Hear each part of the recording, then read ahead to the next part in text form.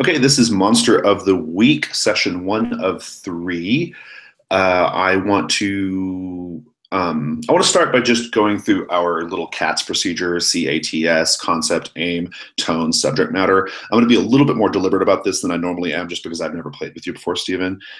So the concept is it's Monster of the Week. It is an action-heavy game in which the group is first conducting an investigation about a monster, and then once they have everything they need to know, they go kill the monster. So it's about half and half in those things. And it's about, the way I run it is probably more like 3/4 investigation, 1/4 hunting, but it's still pretty action heavy in the middle of all of it. This specific adventure that we're doing, this specific mystery, is called Huge Problems in Little Shanghai. It is available in Codex Ectoplasm, which is our little zine for anybody who's watching and wants to give us a Patreon pledge. We'd love that. You won't get Codex Ectoplasm because it's not available anymore, but there may be some other way in the future. So this is it is an 80s action horror thing. That's how I run Monster of the Week. That's how I like Monster of the Week. Humor is good.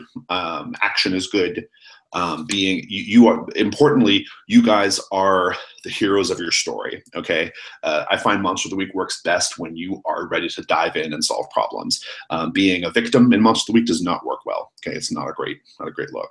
So that's the concept. Our aim for today is we are going to introduce characters. We're going to do your little history questions. I may have some follow-up questions from that. And then we will begin the first mystery. Let me turn off my AC. Hold on. Sorry, I thought I had that. I've never finished this mystery in one session, so I suspect we're going to go to 2 sessions on that. The tone is, I've already kind of alluded to it, it's fairly light. There will be some horror elements, but it's going to be fairly, I think we should be laughing, you know. we should feel comfortable telling jokes or having funny scenes if you guys want. Natural, don't like force it, right? But there will be moments of genuine tension and horror as well. So I think it's a good mix.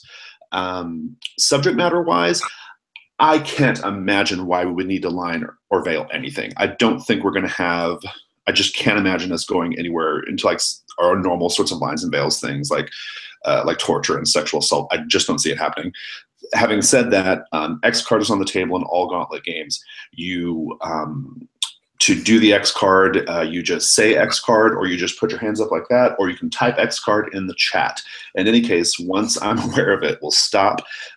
If we need to discuss what just happened for clarity, we will. But otherwise, we will just, whatever just happened that caused you to throw the X card, we will back up and we'll change it and we'll do something different.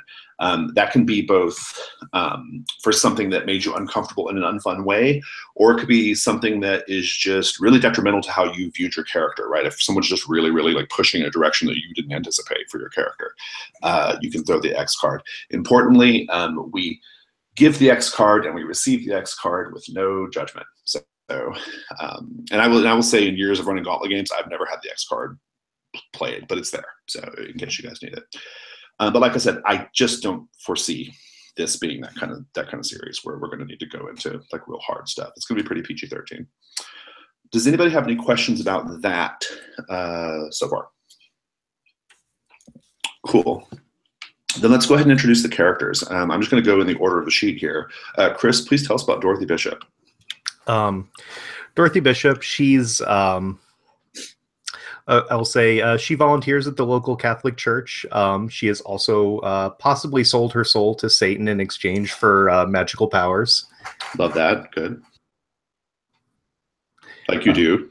Yeah, like you do. I kind of see her as kind of sweet and nice to most people, but secretly just really vindictive and angry. Okay. I noticed that you actually have a picture of B. Arthur on the character sheet. Is that a picture, you want to develop that a little bit? What does she look like? Yeah, kind of yeah, I guess a little bit like B. Arthur, but the picture I had was her, with a robe looking kind of appropriately witchy.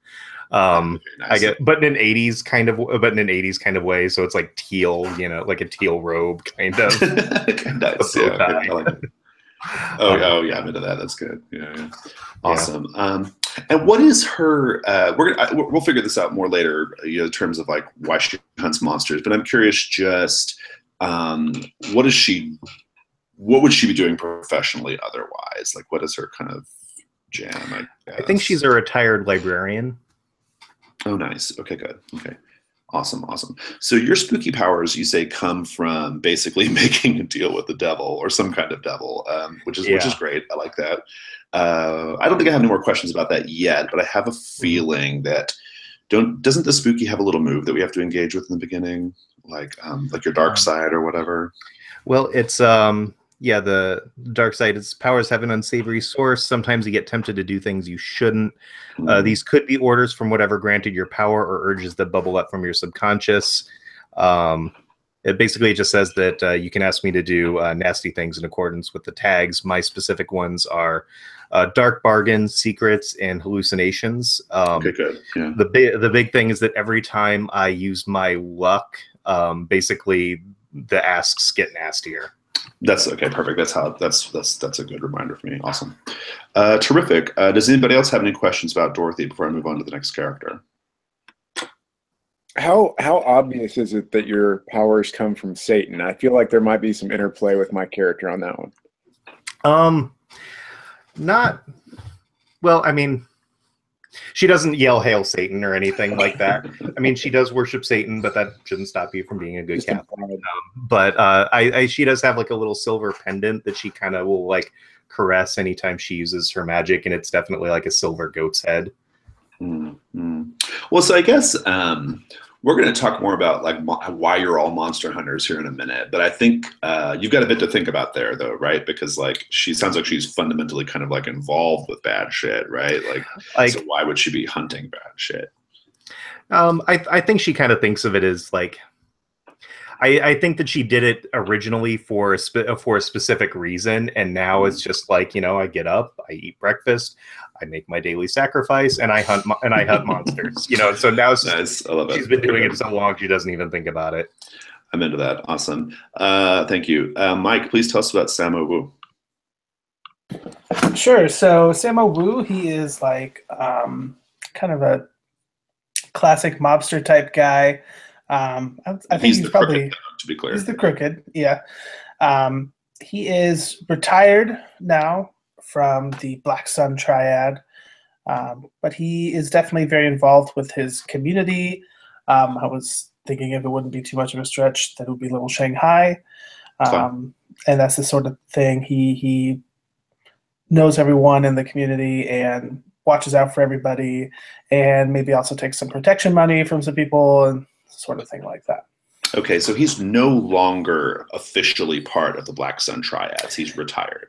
So he's a made man, according to the playbook. So he's not necessarily affiliated with them, but he still has the veil of their protection over him, right? Right. He aged out. Every once in a while, one of the bosses might come and ask for him for a favor or something like that. If he needed a favor from them, he could probably figure something out. But it's not the sort of thing like wake up, do triad shit, Awesome. Go to bed. So yeah. Yeah, some out of character knowledge is the for you guys is this particular scenario, because it does almost directly copy Big Trouble in Little China, the movie. Triads are a part of it, right? But I'm thinking it's probably going to be like a rival gang or a different triad gang, just so that sure. I think that kind of just makes a little more sense. So, but anyway, that's where we're kind of going with that. But having connections to Little Shanghai neighborhood is perfect. That works perfect for the scenario. So. That's terrific. And then don't you have to establish some kind of contacts or something? Isn't that the thing you have to do? Yeah, so I had a couple boxes I need to fill. One was the heat section. And one was the how you got into this whole business deal. I hadn't filled them out completely, but I had a couple ideas. I think that I have a police detective who has made it a personal goal to put me away. Okay. I'm into that. And I'm thinking a rival from my background who never misses a chance to screw me over. Awesome. If you'll do me a favor and just name those characters and put them in your notes, that'd be awesome. And then I'll try to find ways to work them in later. And then it asked me how I discovered about the real underworld as opposed to the one I thought I was living in. And I think I you were hired by something weird. But I kind of wanted to ask you what sort of weird things might hire me. Well, so I don't want your character to be too tied into like this specific mystery because I think it would ruin it a little bit.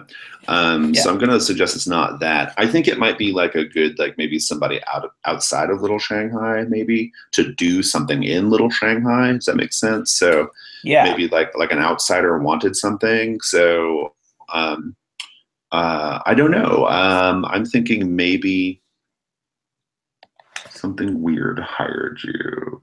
Oh, how about this? How about there is, if we had an initiate, which we don't, because I don't typically allow that playbook, but if we had an initiate, there would be a like a secret order of people who like collect artifacts and lore and books and things like that, right? Does that make sense? Your Knights Templar. Knights Templar kind of thing, right? Precisely. And so maybe there's like a group like that, if that's cool with you, that got in touch with you because they needed some particular, like, some particular Han Dynasty, artifacts, stolen or something like that, right? Does that make sense?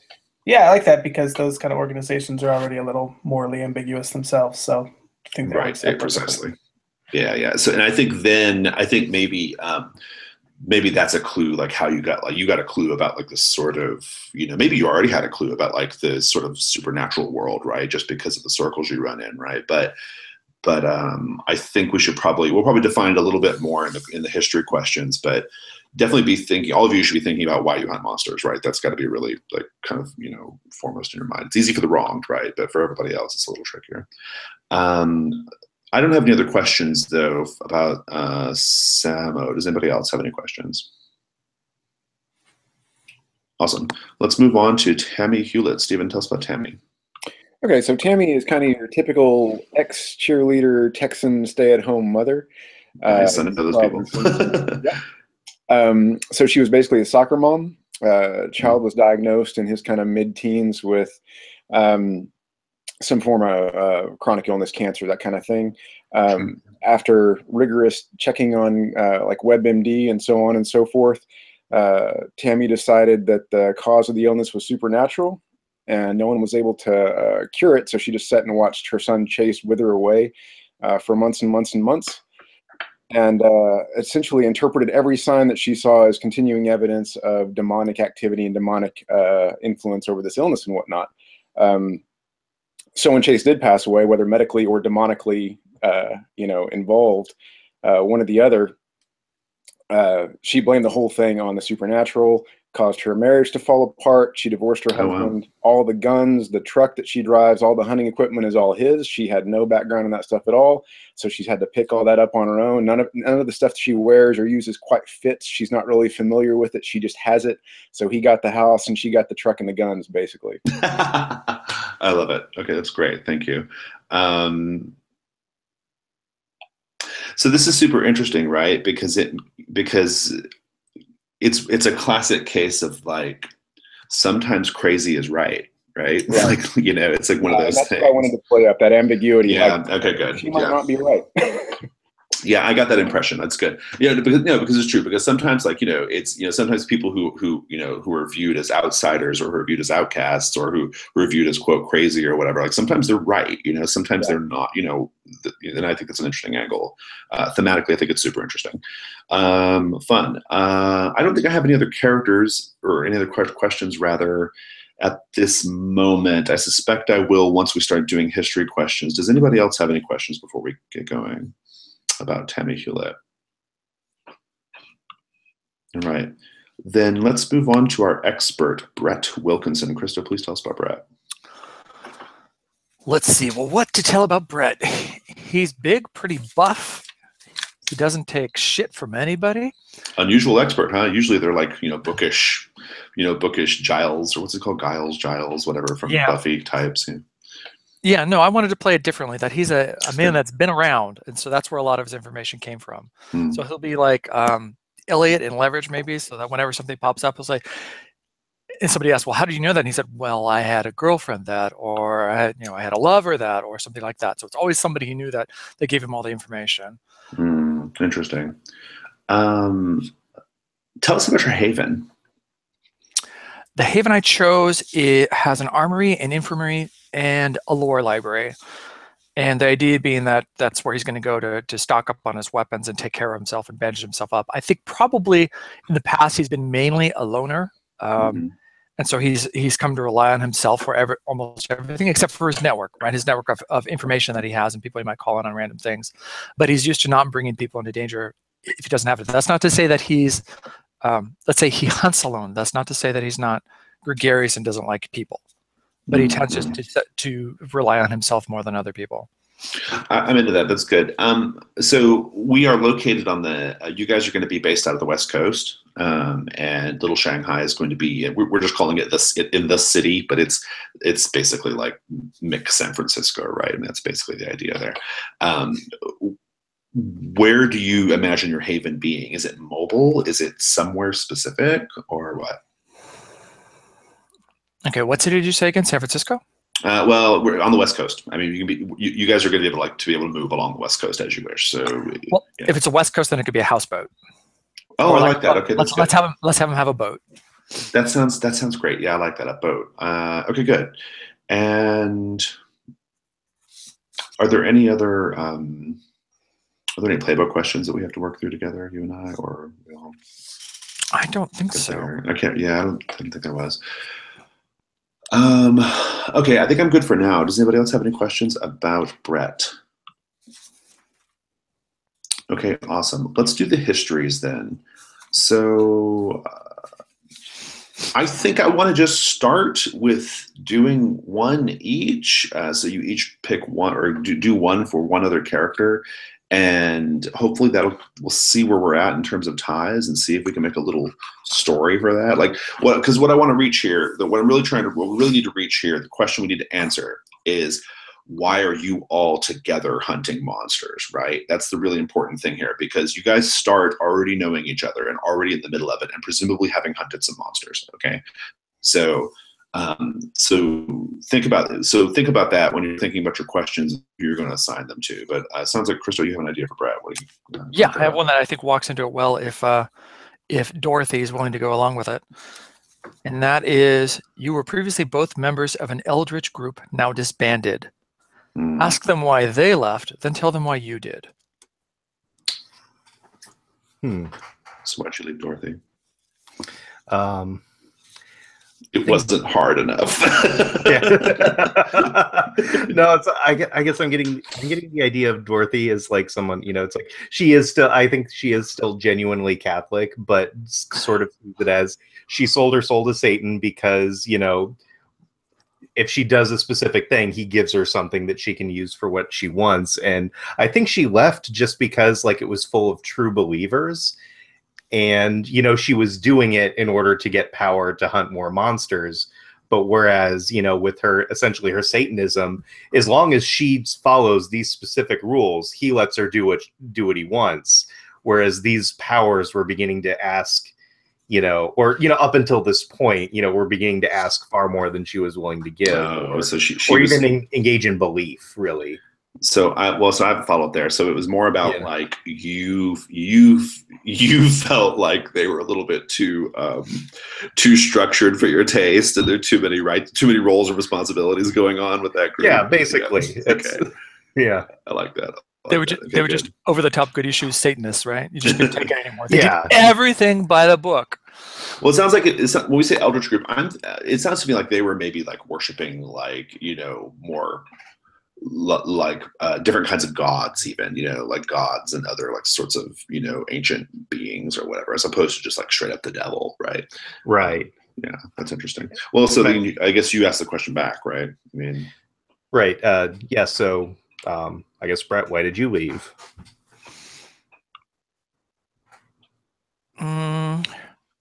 We can say partially for the same reason you did, but I would. Once Dorothy left, it was like all the magic was gone. Nice. He realized there was no reason to be there anymore.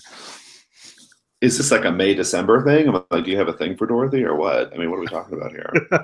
Because she's considerably older. Nothing wrong with that. I just, Could be. Well, You know, I'm into that. I'm into the idea of this, like, I'm into the, I kind of love the idea of like this, like, buff, young, fit guy who's really into this, like, older, stately, B. Arthur-esque woman because she's so, like, interesting and powerful. Like, that's pretty cool, right?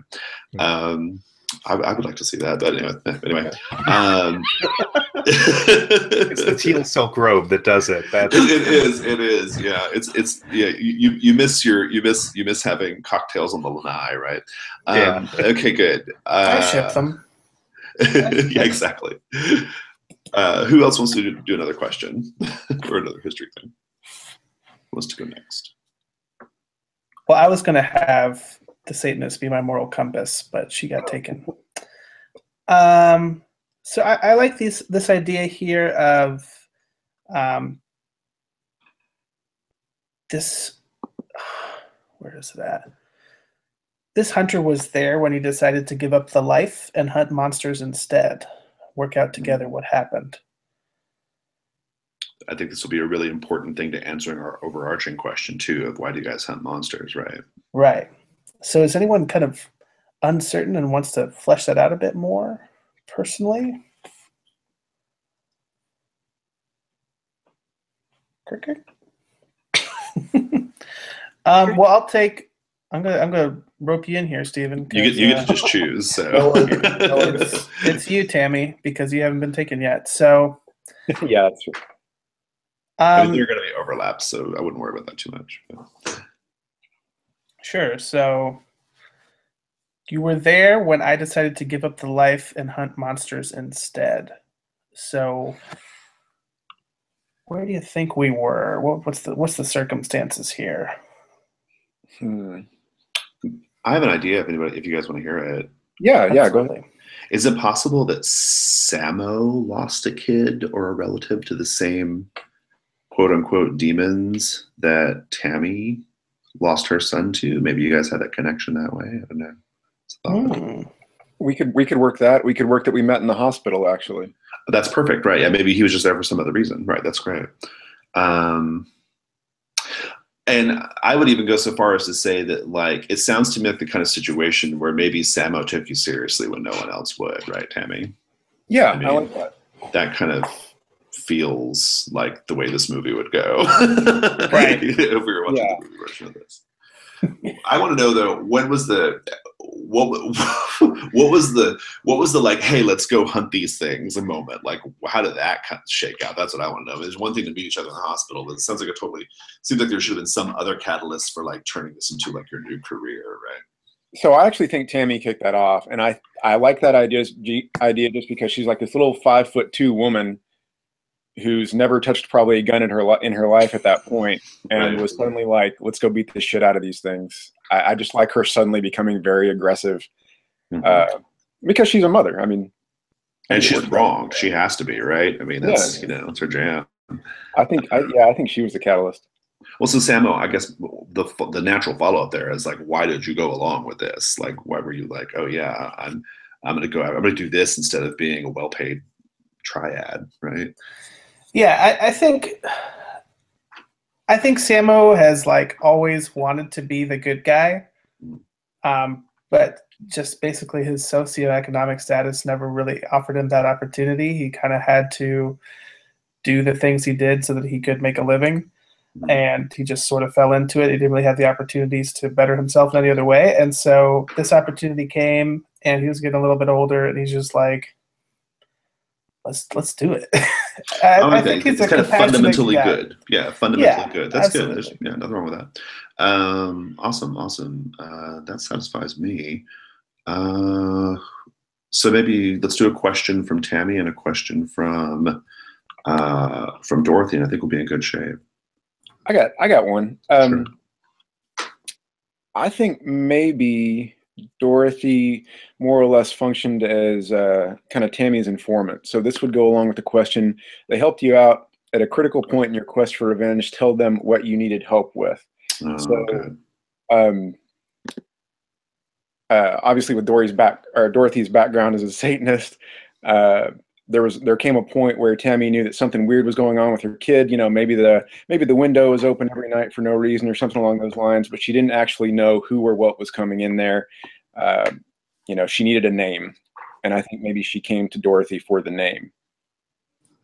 Yeah, I think maybe like they know each other through extended church groups or something like that. But I think Dorothy's gotten, you know, not necessarily a reputation for being she doesn't walk around saying "Hail Satan," but she's gotten a reputation of being kind of maybe like a wise woman or, you know, someone you can go to for, you know, for help. And I think you came to her, you know, just trying to figure out what was more clues as to what went after your son, and, you know, you had Dorothy, you know, cast the bones, so to speak, you know, to divine the nature of the entity. Yeah, this makes a lot of sense to me because, like, you know, my grandmother is a really, really devout Catholic, but she also consults with a curandera like every, you know, week or whatever. You know, there's a level of like mysticism layered on top of it. So this wouldn't be unusual, right? For a lot of people, you just go a little deeper. That's all. Yeah, yeah, that's yeah, but yeah, my plenty of relatives are, yeah. The short answer, Dorothy helped you hunt down demons, basically. Yeah. Right? That's good. Right, awesome. I'm here for it. All right. Well, then, Dorothy, you should do one more then. I think we'll be good. Then we'll have a short discussion about how you guys all kind of came together, I guess. I guess one of my questions is, you are romantically involved with someone else, but I think we've already kind of established that. So I'm tempted to do a different question. You could always pick somebody else. Dorothy could just be a swinger, you know. She's, you know. I mean, if you want to, I mean, I think like if you chose that Dorothy, you would be definitely defining it that way, right? Like I think we're leaving it a little bit in the air with Brett right now, right? But right. Well, we in the chat we actually did kind of, I think we agreed to it. Okay, cool. Oh, but awesome. let me say, let's see here, Samo. I used my powers on you once. Decide if it was for selfish reasons or not, and tell me and say whether or not. But it just says you use your powers on them one time. Decide if it was for selfish reasons or not, and tell them if they found out about it. Okay, so you're deciding all that, and then you're going to tell Samo, right? Sounds like. Does Sam? I'm sorry. Because I think it sounds like you define it. Okay. Yeah. Okay. So yeah, I think that. Yeah, I think I might have used my powers on you for. I'm going to say selfish reasons. I think that someone in the triad was. I don't know, maybe blackmailing Dorothy. Just, you know, basically saying, I know it's like, I know you worship Satan. I'm going to tell everybody. And she used her powers on Samo to find out who it was. Oh. Okay. Interesting. So, what did that look like? I probably ended up betraying one of my comrades or something, right? But did I know about it or not? Yeah. Let's see. I think you found out. I think you found out about it. I think it was literally a case of you were conscious the whole time. We just had a conversation, and you know, it's like she rubbed her pendant, and you just blurted out, this person is blackmailing you. You Catholics and your confessionals.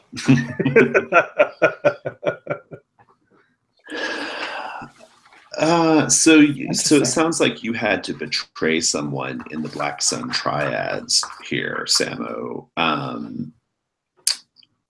That's really interesting. What came of that? Like, why and how does it affect you now, do you think? Oh. Well,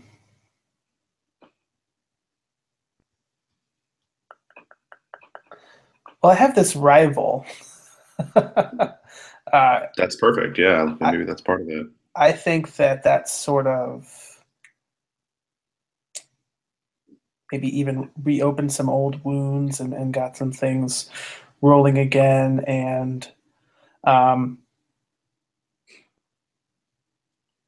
think well before it might have been like prank war level of rivalry, sort of thing, or like getting a job before I had an opportunity or something like that. Now it's like maybe he's out for blood or something, Okay, more. And this rival, I'm looking at your notes, is No Breaks Chow.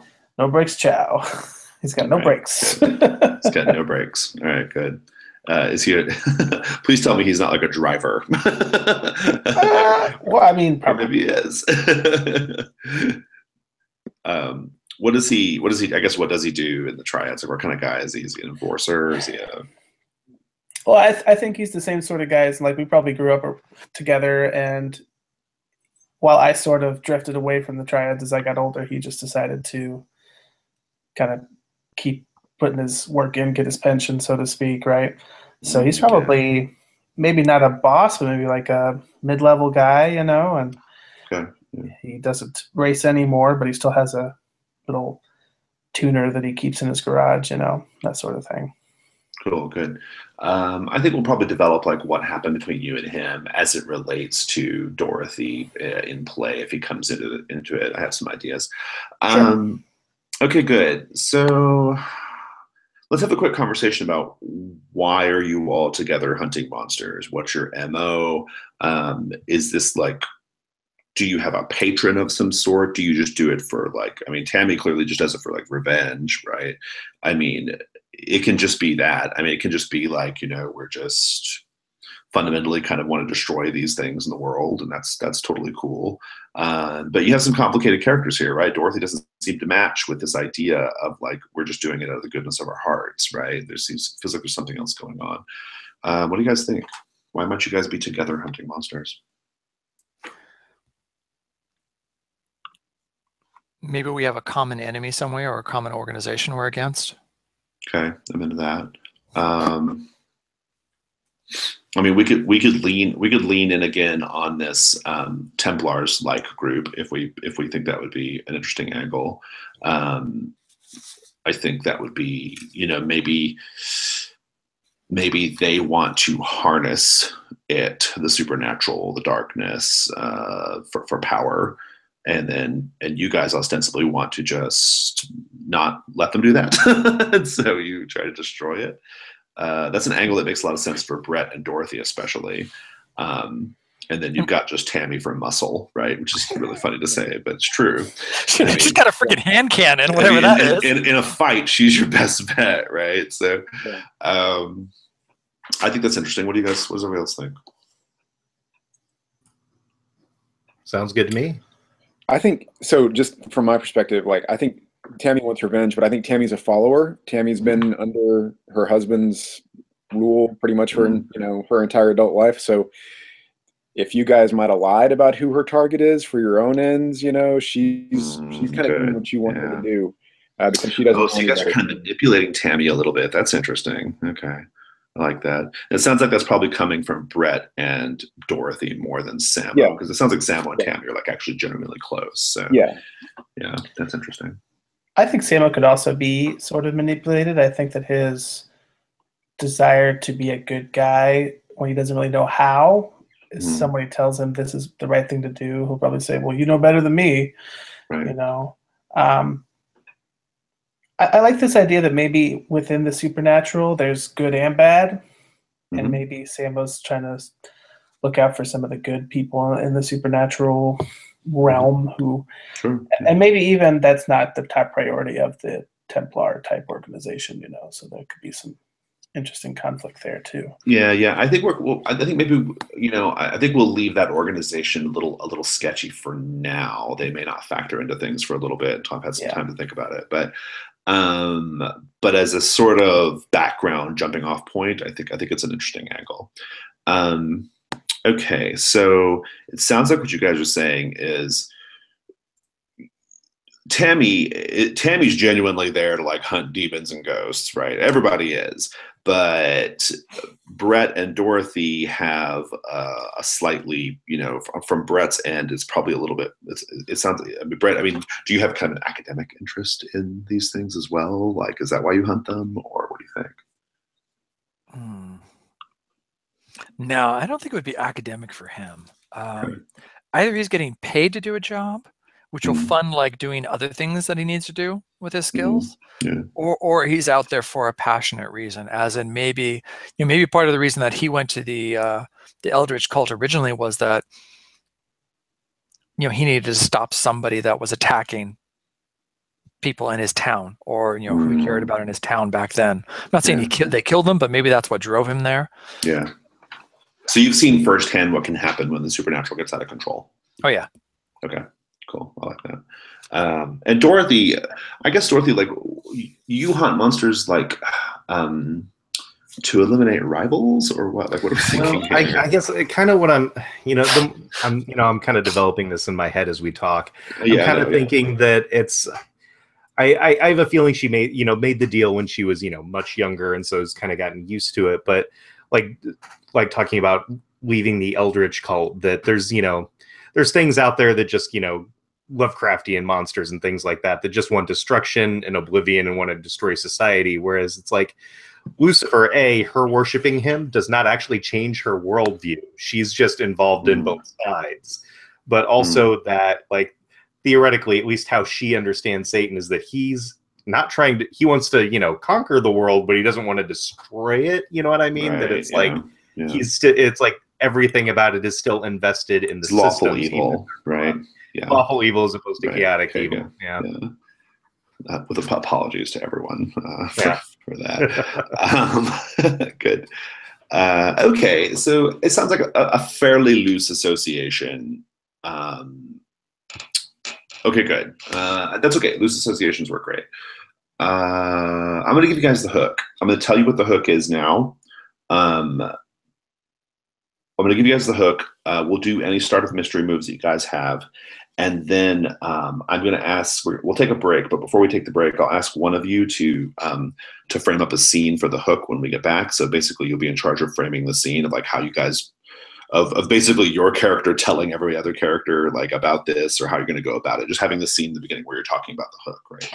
The hook is the little thing that pings your monster radar and gets you involved in the particular mystery, okay? So let me pull up my thing. So give me 1 second.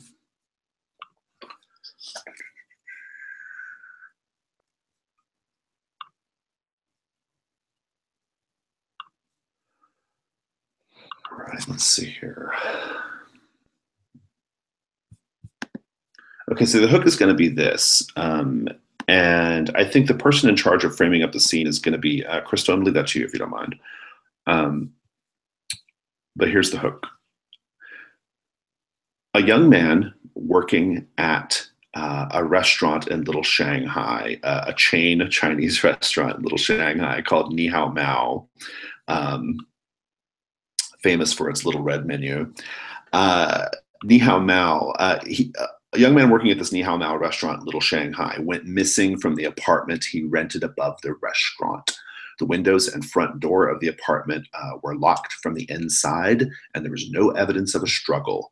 The authorities say they have no idea how the young man was taken out of the apartment. So that is your hook. Christo, you're responsible for bringing this information to the group. You also need to think about where this conversation is happening, and think about how you found out about this, okay? And just to ask a question, so there was no sign of a struggle? No sign of a struggle, no. He just he vanished out of the room, right? Everything was locked from the inside. Let's take 5 minutes. We'll come back. We'll do start of mystery moves, and we'll have that scene, okay?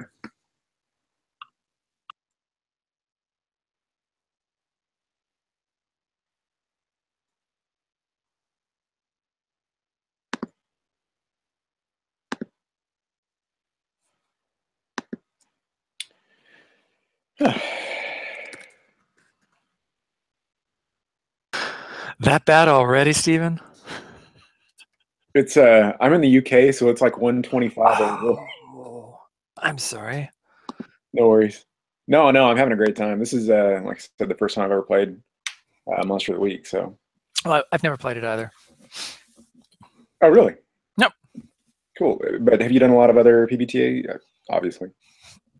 I guess it depends what you define by a lot. And this group, I'm probably still considered really green. That's because this is, between Jason and Chris, the other Chris, they've played a lot. So you'll see how it goes. There's as much role play on these as you want, and you can go as, depending on the mood that's set, you can go as deep and dark or sexual or whatever it is, as long as you've got the lines and veils set up with the people. Oh, so is this your first Gauntlet game? No, so I actually play in Michael Hellingstein. I think I'm saying it right. It's Game of the Watch. So I play with Mike on that one. But I just started 5 weeks ago. That would be my first. Okay, so did you? Then he probably does this because I've played with him before. I actually played the Watch with him before. Really? Yeah, we played it. We were both in a long con in Dreamation. Oh yeah, he talks about that a lot. Oh, it was amazing. Yeah, I was part of the love triangle he was in.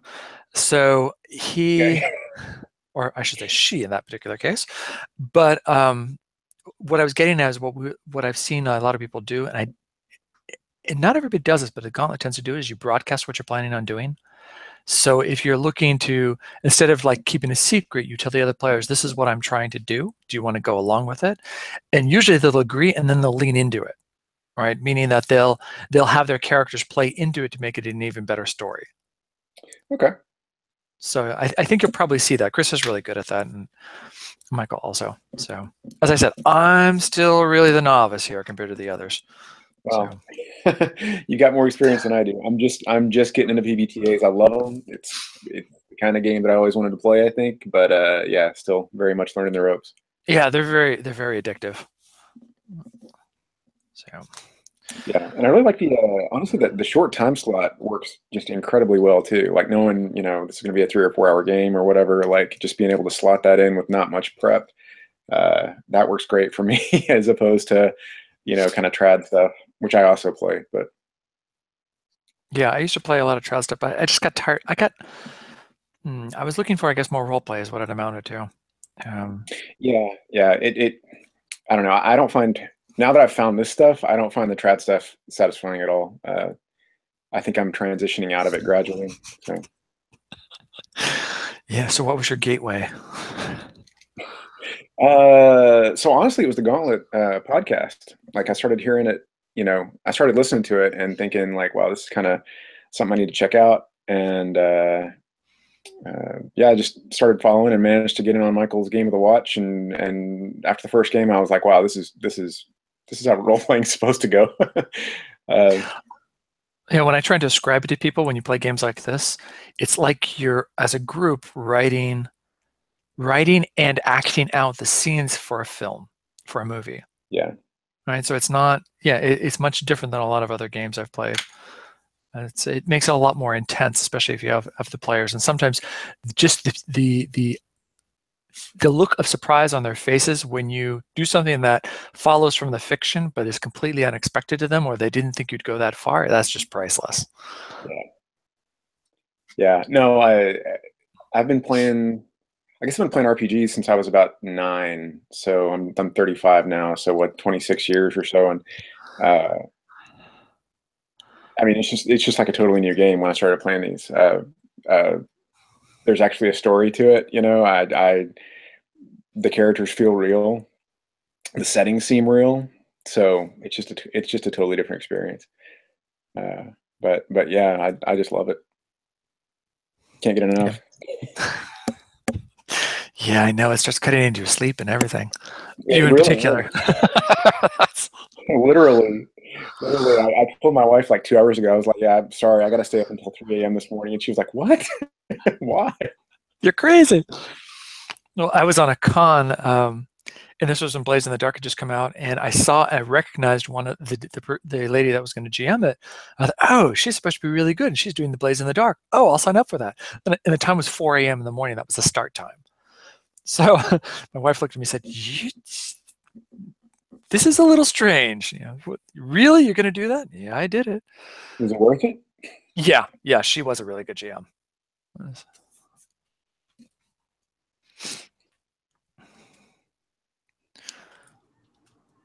So, Chris, Okay. what's it like being a dad? It is tiring. Yeah, that's it's great. It's rewarding. I get a lot less sleep than I used to, but that's yeah.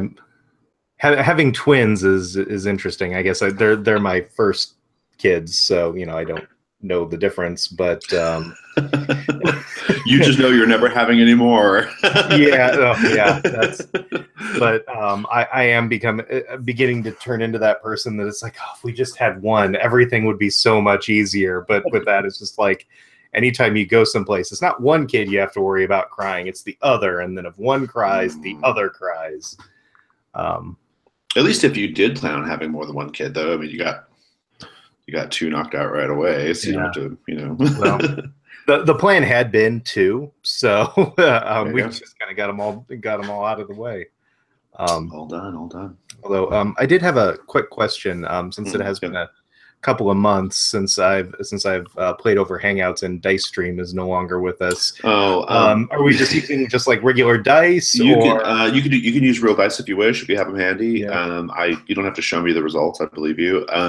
If you want, in the alternative, you can do on Hangouts.google.com where we have the chats. Not this chat, but the one on Hangouts webpage. You can just roll in there. You can just do /roll 2d6 plus whatever.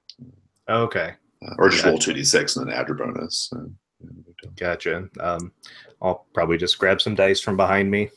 Yeah, that's what we've all been doing. It's fine. Okay. I like to roll dice, and I don't think anyone's gonna lie. So yeah, it'd be really weird. All right. Although on Dungeon World, I do make people show Last Breath. Though that's the only one. That's the only one that I do insist on seeing. So. All right. Looks like Steven stepped away for a second. I assume grab dice. We'll give him a minute.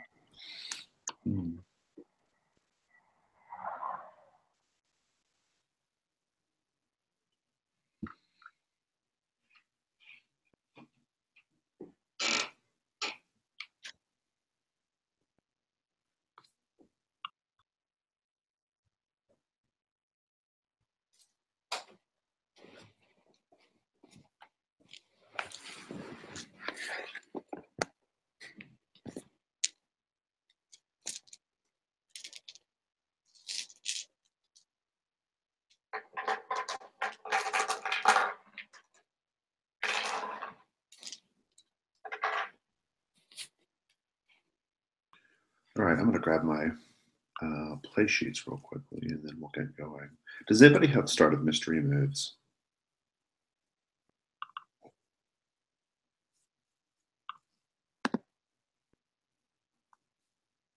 At a glance, it didn't look like it, but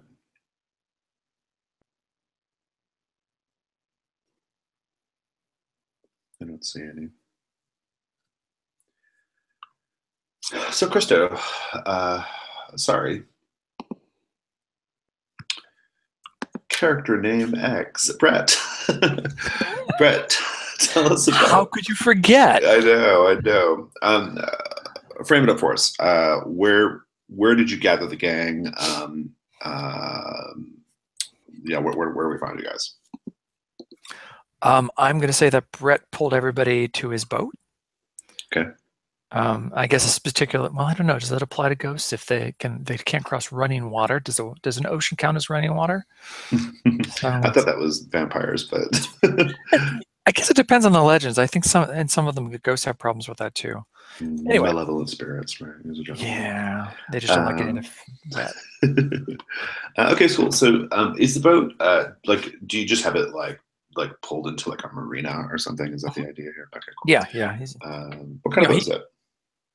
Oh, I'm not a sailboat person, but yeah, it's a. So let's make it a 35-foot boat. Okay. Sailboat. It's got a motor. Got a solar battery.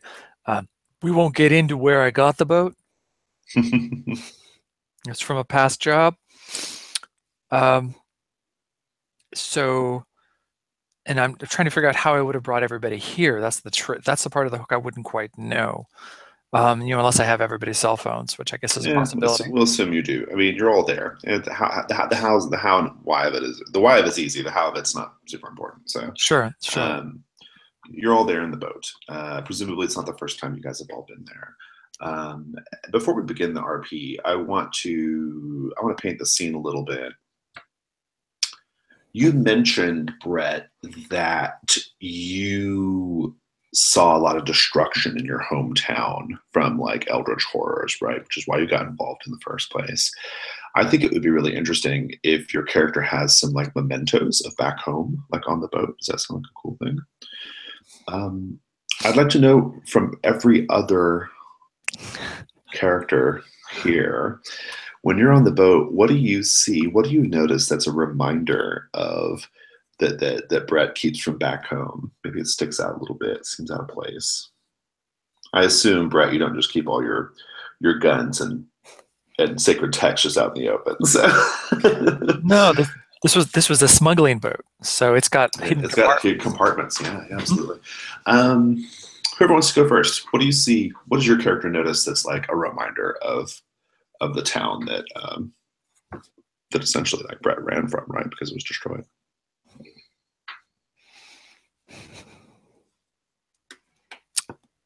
Sorry, did you want me to start? No, just whoever wants to jump in. So I know you have most of your secret occult books tucked away in these compartments, but I imagine that you have a small stack of some that you've been looking over recently. And I noticed there's the stack of like the Necronomicon and like some black magic book, but then like underneath that stack is like a high school yearbook from some small town or something that I've never heard of. It's like, either that small town has some weird goings on or you've been reminiscing lately. Indeed. You don't want to name the town for me? Yes. We'll call it Crystal Falls. Yeah, Crystal Falls would be really good, actually. How about Clear Springs? That's a real place. Clear Springs, okay. Mercy Falls, Crystal Lake, Crystal Falls. Haven't you killed everybody off there already? Not quite. I'm working on it. Crystal Springs, good, awesome. Dorothy, what do you see? I think that on his nightstand there is a framed copy of like an old postcard that you'd get at like the Tourist Visitors Bureau, like welcome. It's like enjoy our town, but it's it's kind of folded. It's been in somebody's pocket, but it's framed and it's put on his nightstand. Nice. Tammy, what do you think? This might not be exactly what you're looking for, but I think he's got a bowling trophy. I think he's got a small bowling trophy. Oh God! He's deeply attached to. You hate me that much. Awesome. Well, Brett, I have a different question for you. What do you have in the boat that serves as kind of an attempt to move on, evidence that you've tried to move on as best you can?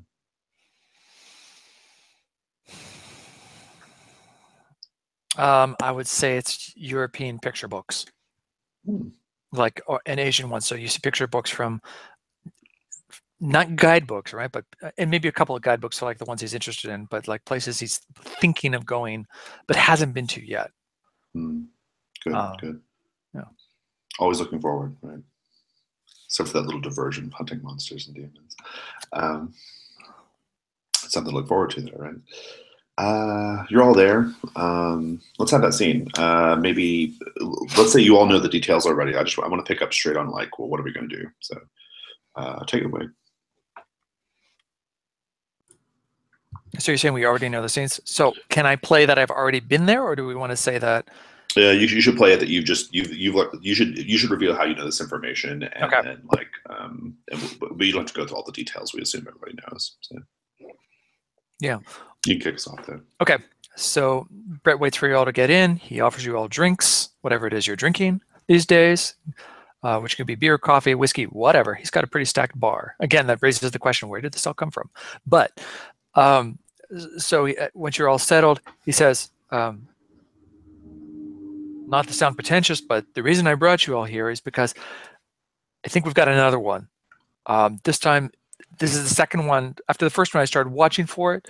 You know, somebody disappears in a locked room, locked from the inside, in Little Chinatown. Sorry, Little Shanghai. Wait, Little Shanghai.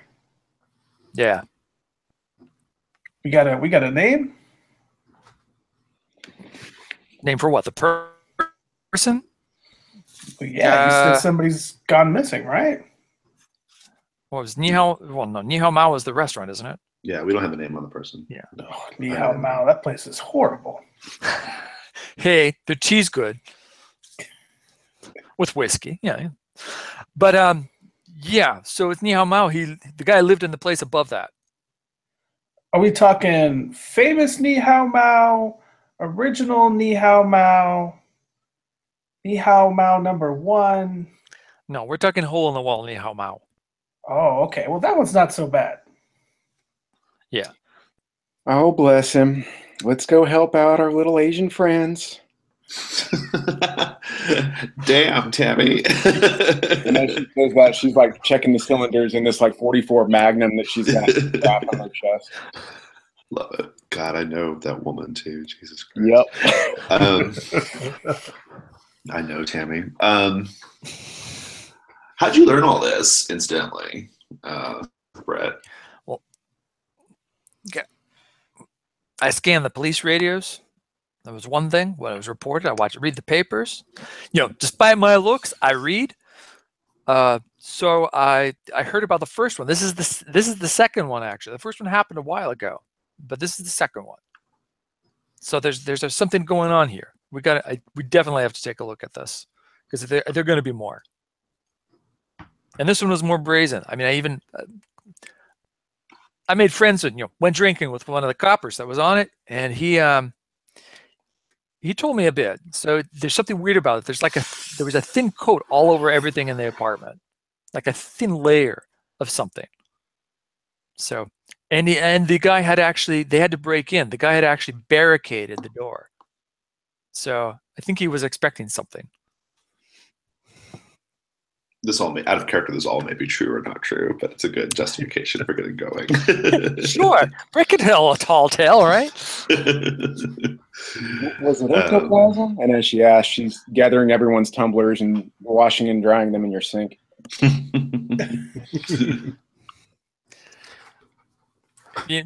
don't know. I didn't have anything to test. I wasn't there. I didn't test it. You think the police know how to test for that? Well, so what was your next move, babe? Yeah.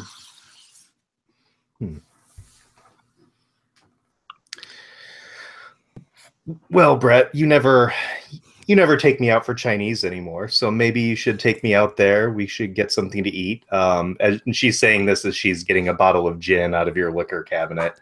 I like how and pouring herself a drink. Yeah. And say we can go there, get a bite to eat, and maybe they'll be more receptive to paying customers if we ask some questions. Sure. That sounds great to me. We could also wait and see if anything more happens. We could go in and check out the place ourselves. I don't know. Maybe that'll help. You could split the group too. Maybe 2 of you go have dinner and 2 of you go poke around. 2 go upstairs and poke around. That could work. Yeah. What do you think, Sam? Sam, you want to take care of this? You know. I mean, I don't know if you guys around town might be able to ask around, see if this is just some snakehead problem. You never know, but some of the details you're given sounds like it could be supernatural. So I don't know. I'll see if anybody has heard anything down in Little Shanghai. They don't really like to talk to the cops, so they might talk to a friend. And so, Tammy, no offense, but I don't know if they'll be as receptive to your southern hospitality as you might think. Your southern charms. Oh, I've talked to all sorts of people.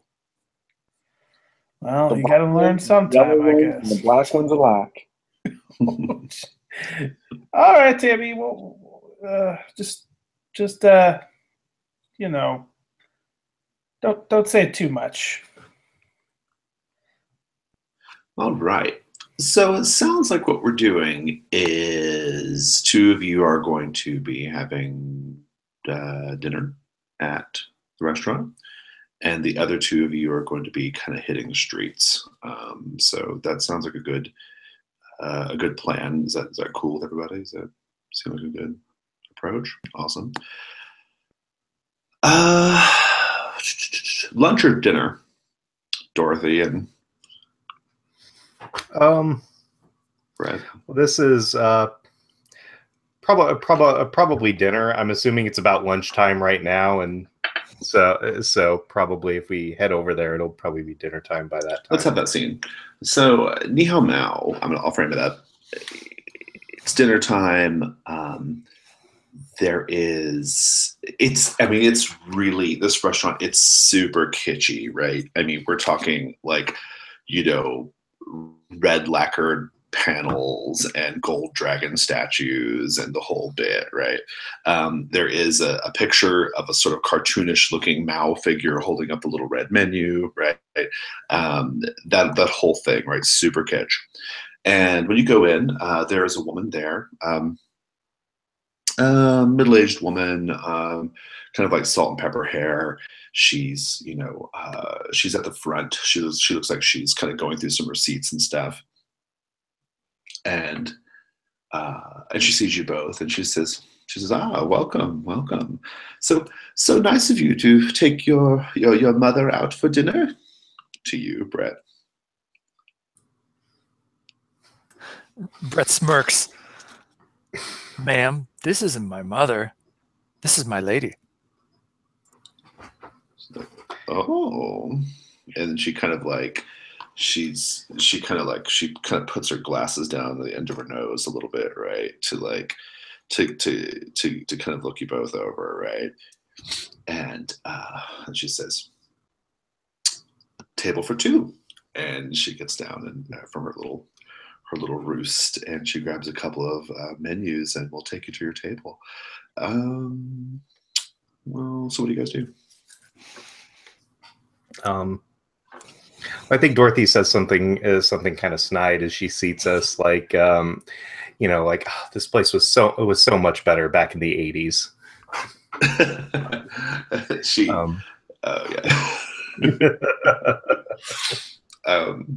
She kind of gives you like a dirty look, right? And tells you that your server will be with you shortly. Well, so what's your plan of attack here? I mean, are you going to try to question people or what? Like, what's the deal? I think during dinner, Dorothy's going to kind of watch the staff.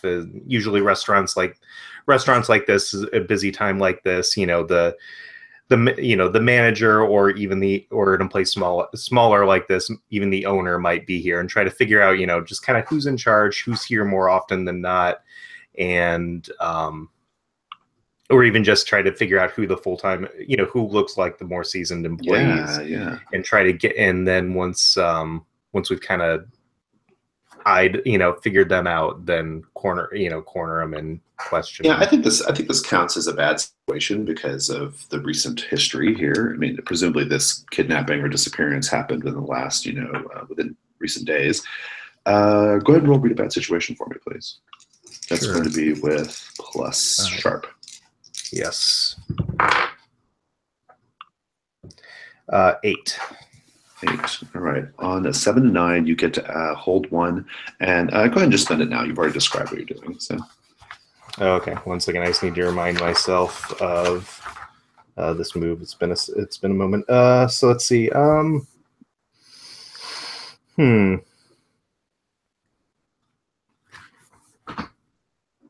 guess, are there any dangers that we haven't noticed? Oh, that's really good.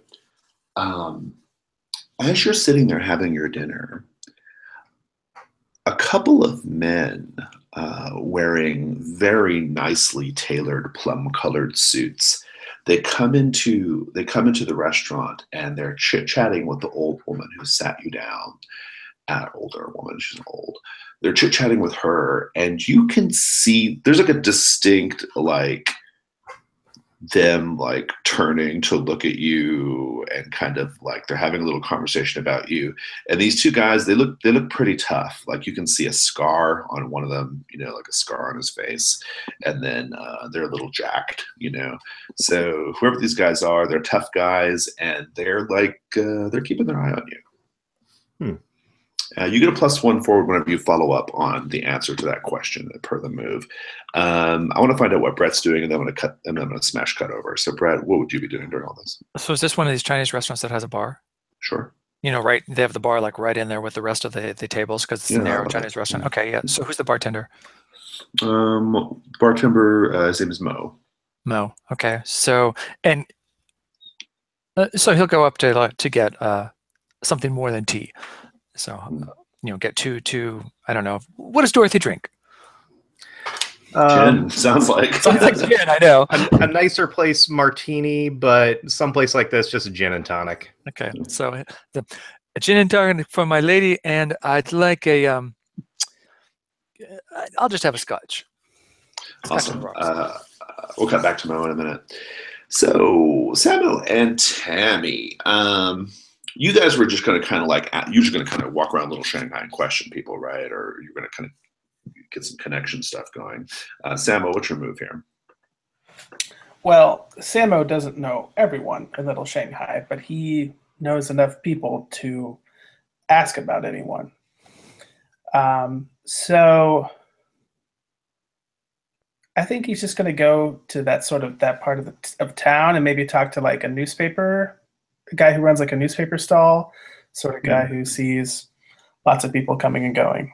Yeah, and he probably sells like papers from back home too, right? Because there are probably a lot of people who are like recent immigrants from China, right? Right. And so he's got like stacks of like, you know, hometown papers and like from different provinces or whatever, you know, things like that.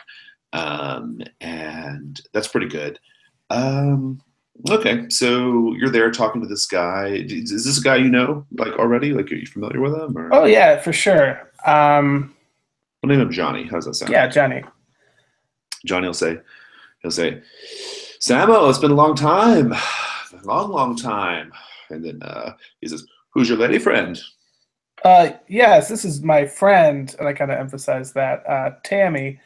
We're just it has been a long time, man. You're right. Any news from home?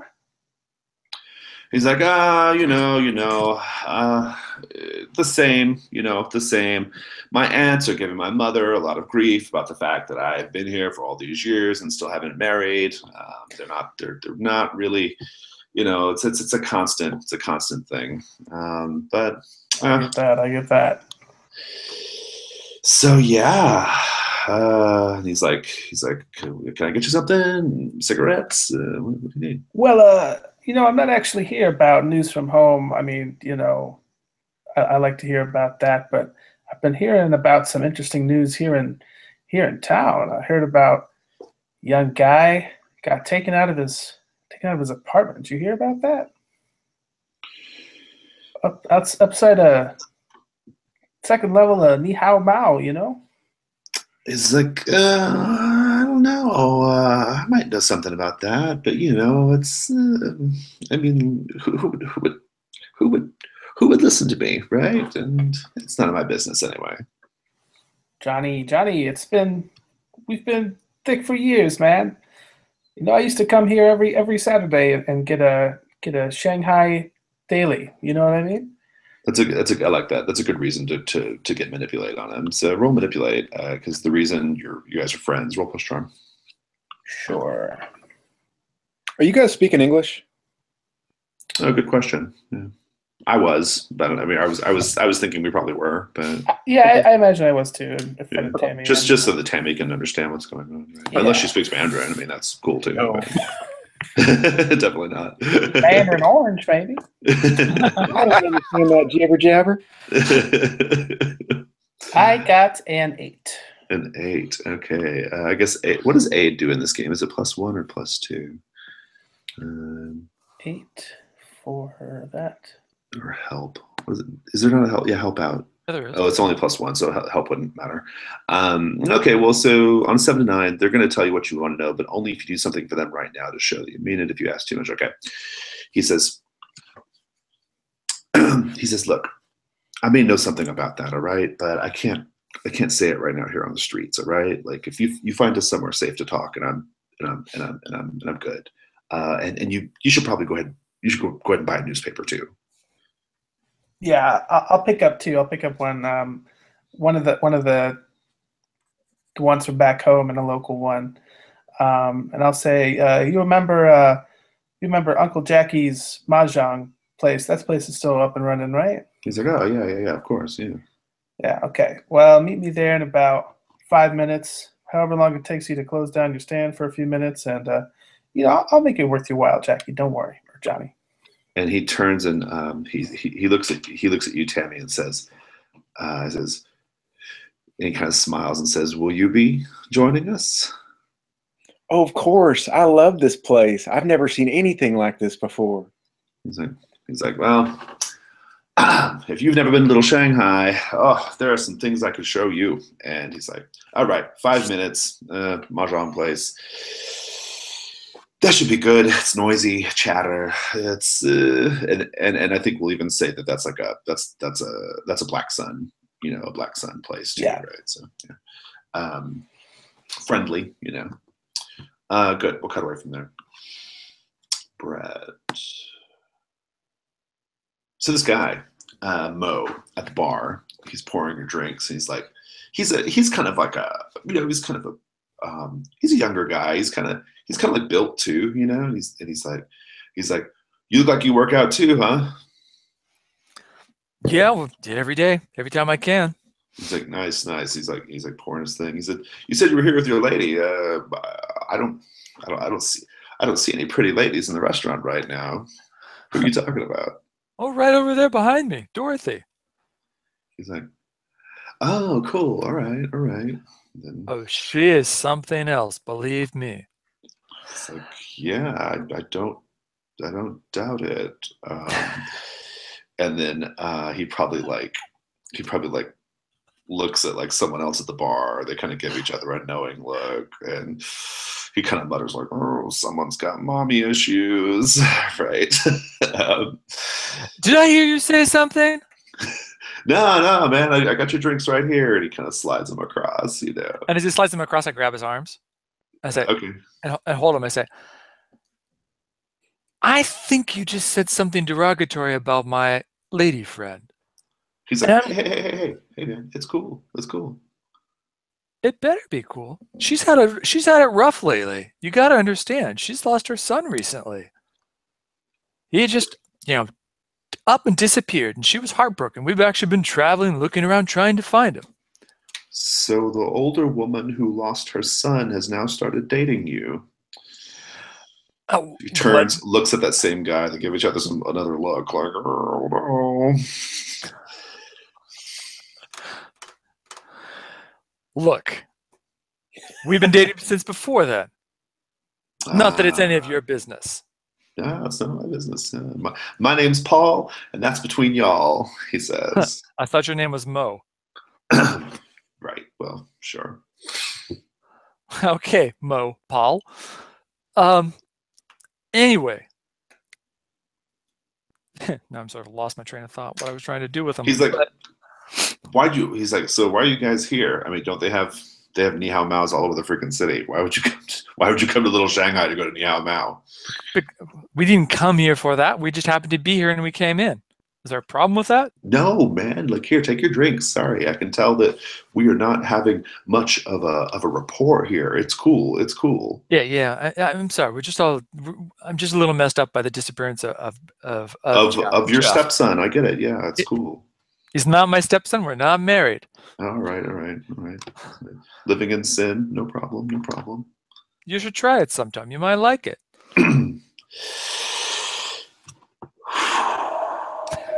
He goes back to tending bar. Do you want to try to get anything with this guy or what? Yeah, that's not the way I was hoping the conversation would go. But what I'm trying to figure out is if, for instance, the first question, is this a family-run restaurant? No, it's not. Oh, interesting. No. Yeah, no. You can find that out just by a cursory Google search. I'll tell you that.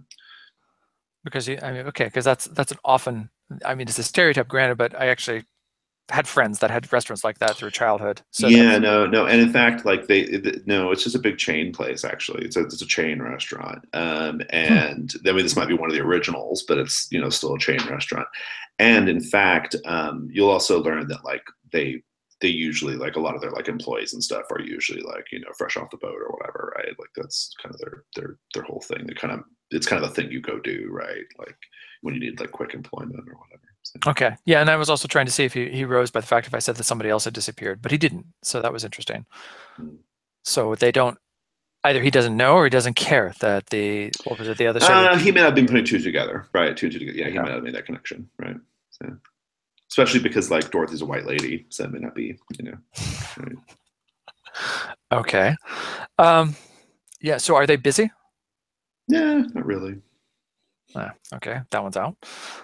Okay, you're killing all my angles here. Well, what are you going for? We can change it. What are you thinking? No, because I was trying to say if they're understaffed, because you said he worked here. Oh, right. Yeah. At the moment, they seem like they're keeping it all together. But yeah. Okay. Then I guess he did work here, and he rented the apartment above. The guy who went missing, whose name you still don't know, incidentally. Yeah, I know. So I guess I'm going to take the drinks and go back to the table. Not every encounter is going to get me information. I mean, he might be amenable to it, but it's just well, it's like beat him out of him or something. But I don't think that'll be constructive. Well, so all right. Well, so you're there. Those two guys who were chit chatting with the woman who runs the place, apparently, they left Dorothy. It's all cool. What do you guys do next? Let's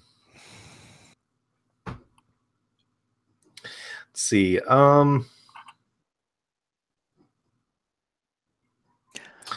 You know what? I think Dorothy might even.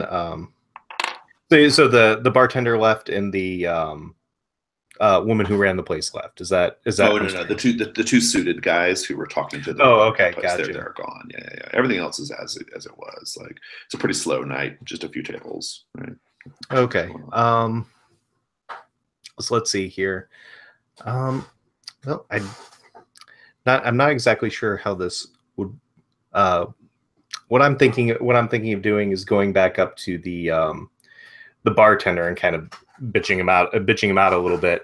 But before I do that, one of my abilities is to it's called Jinx, is create coincidences to occur, and I kind of want somebody to bump into something, glasses are falling, and just as I do it, I just I want to start demanding more and more information about, it's like, my son disappeared. Who is that? Somebody disappeared up there. What is it? So while all this stuff is going on, I want him to just get exasperated and just tell me. So you want to jinx Mo though, right? Yeah, that's what I want to do. Yeah, go ahead. Roll plus weird. 11. Nice. You get to hold 2, and okay, so you can spend the hold to just during the conversation. You can spend the hold to do any of those things. Do you want to? Sure. Do you want to just confront Mo? Basically, that's going on. Yeah, that's basically what I want to do. Yeah, I'll cut away from that. Samo and Tammy.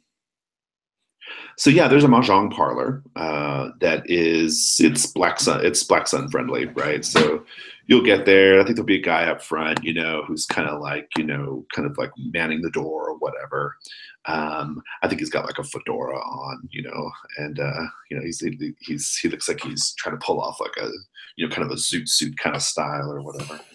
And he'll say, "Hey, it's been a long time." He's like, you don't come around the old neighborhood as much as you used to, Samo. And he's, like, I don't have as much money to lose on mahjong anymore. It's like, well, I mean, we'll go easy on you tonight, man. We'll go easy on you. Yeah, whatever you say. Hey, look, I have a guest with me here today. It's her first time. He's like, and he takes his hat off and says, "Oh, well," he does the whole like, "Well, welcome, milady," right? As he kind of tips his hat to you, right? And she gives him a real hearty handshake and says, "And welcome to America." He says, I'm 4th generation American, but okay. better late than never. And they usher you all in to the mahjong parlor. Lots of activity, right? Like there are tables. You hear the click, clack, clack, clack, clack of the mahjong tiles, right? That's the classic, like that's the sound you would hear. Lots of conversation, a din of conversation. You'll see Johnny across the room, and he'll kind of like wave you down, right? What do you do? Yeah, so I'll go over to Johnny and pull a chair out for Tammy and kind of sit. All right, Johnny. Here's the information we're looking for. We need a name. We need any enemies this guy might have had. What's going on here? We got a guy who knows some cops, but the cops don't know nothing. You know how it is. What do you got for me, Johnny? He's like, look. Whatever's going on, it involves the Eternal Storm. Now, out of character, real quick, the Eternal Storm would be like a rival triad gang in the city. Okay. I'll type that for you.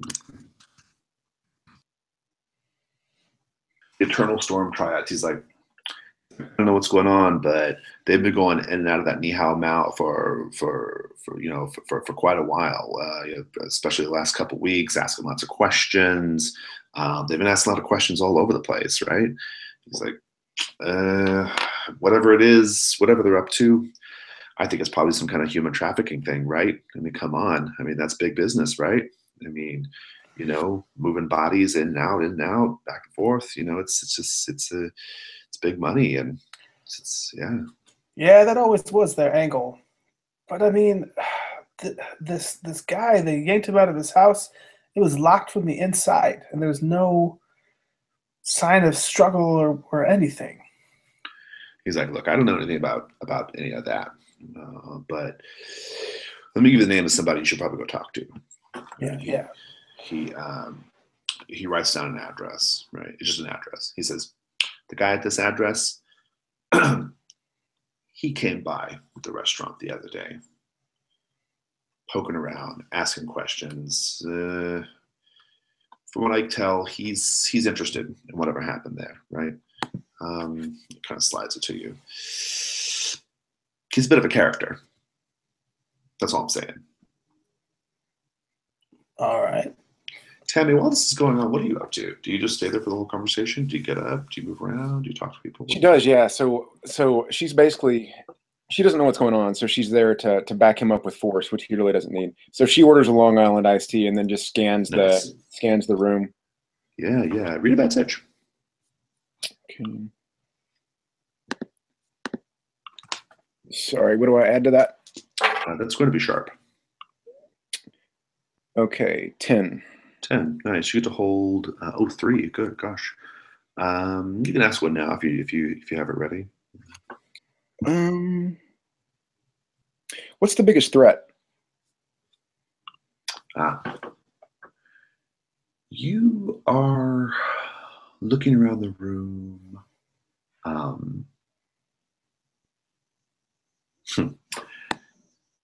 You're looking around the room, and you are, it's kind of like it's a little bit like a kind of like a warehouse, but smaller. It's got like just like long white halogen lights, that kind of light up the space.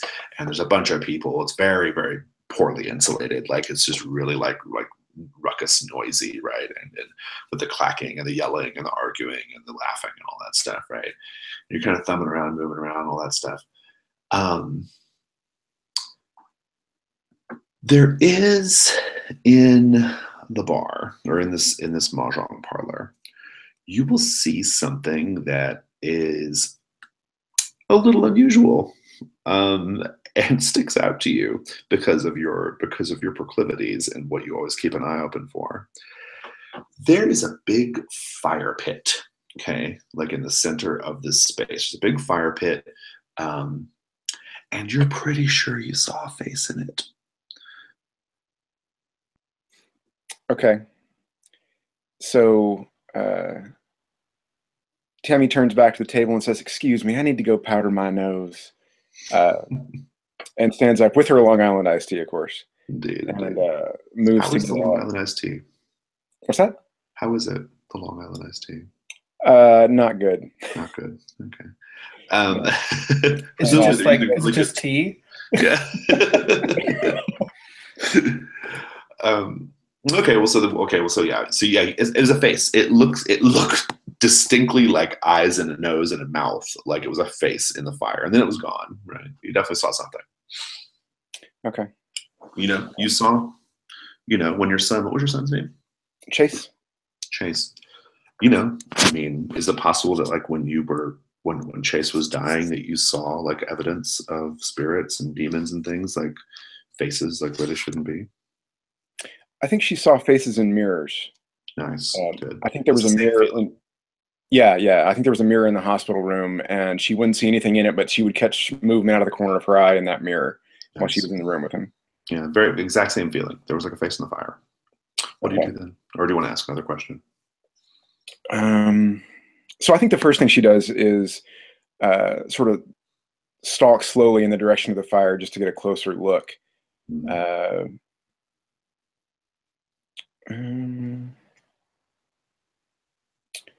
going to ask, are there any dangers we haven't noticed? Yeah.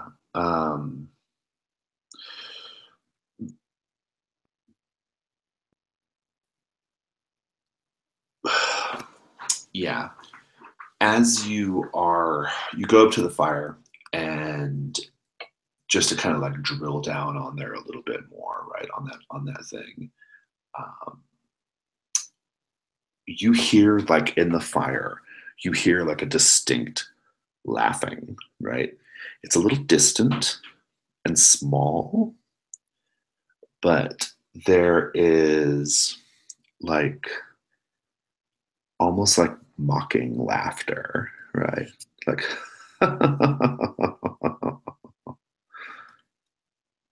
and you can tell that they're laughing at you, which means they're watching you. Okay. I think her hand sort of unconsciously creeps up, but she doesn't grab her pistol. She grabs the crucifix that's hanging around her neck, which is her first reaction. And she steels herself, and I think she starts to like very rapidly spit out the Lord's Prayer over her. Nice, good. Let's just ask her third question. It could be about the whole room or whatever. It could be anything you want.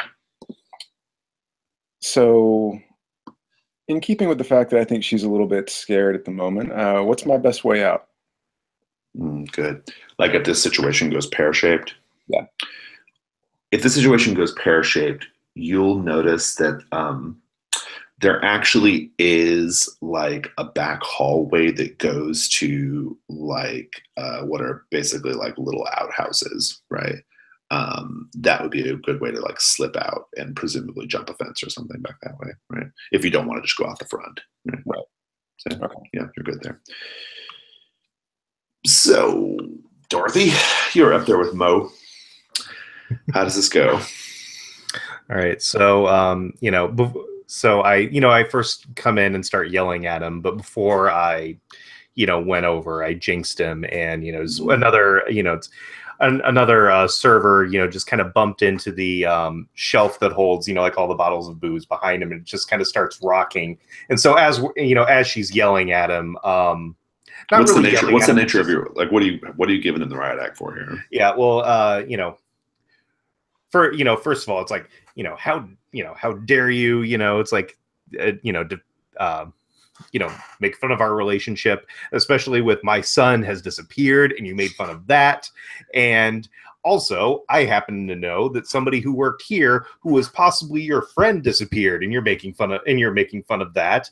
And I think it might have been the same person. So maybe you should tell me who, it's like, what was the name of the person that disappeared, and did he have any enemies? Because, a lot of like, how dare you, and not even really yelling, just like very strongly worded. And as the back liquor shelf is just kind of you know, not tipping, but just kind of like shaking, and stuff's falling over, and he's flustered, and he's totally flustered. Yeah, like that. Yeah.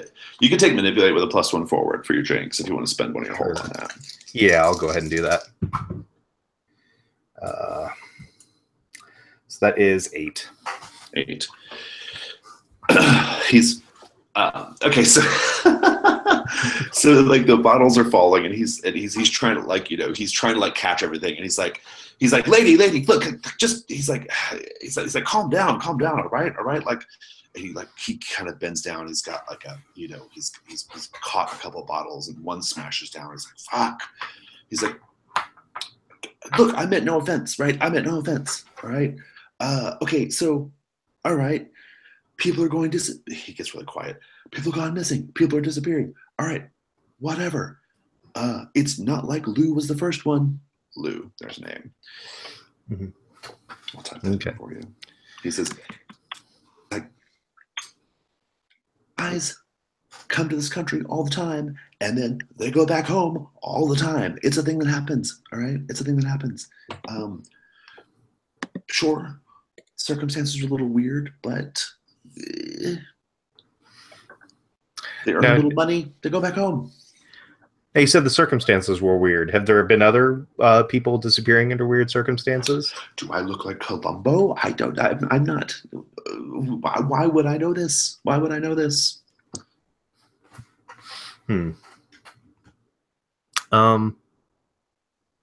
Okay. So I'm. So I think at this point, Dorothy's gonna, you know, it's like she'll calm down a little bit, and it's like, okay. Obviously, you're a little flustered. You've had a rough night, and she slides. I was having a perfectly fine night until you and your boy toy walked in. That's all I'm saying.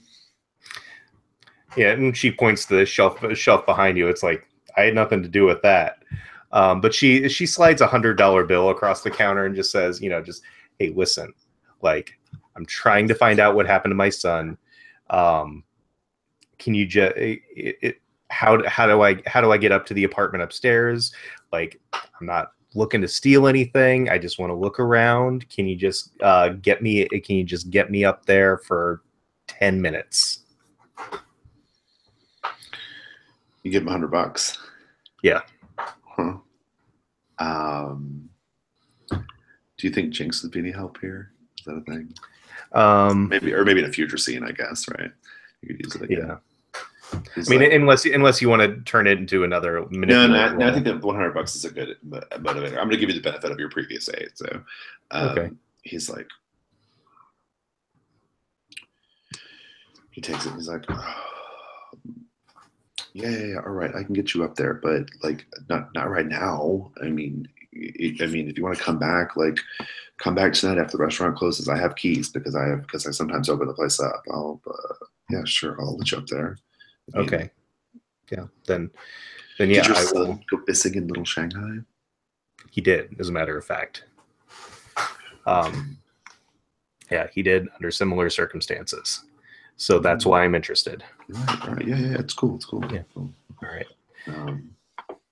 Yeah. You have a lovely day, madam, he says as he pushes a drink, you know, toward yes. You. And as she walks back to her, to her table, she just kind of whispers to him, and by the way, little boy, I know things that would change your world. And then just walks back to her table. Interesting. He might be a little turned on by that. Indeed. Cutting back to the let me find out. Well, I feel that feels like a good end to that scene. Cutting back to the mahjong parlor.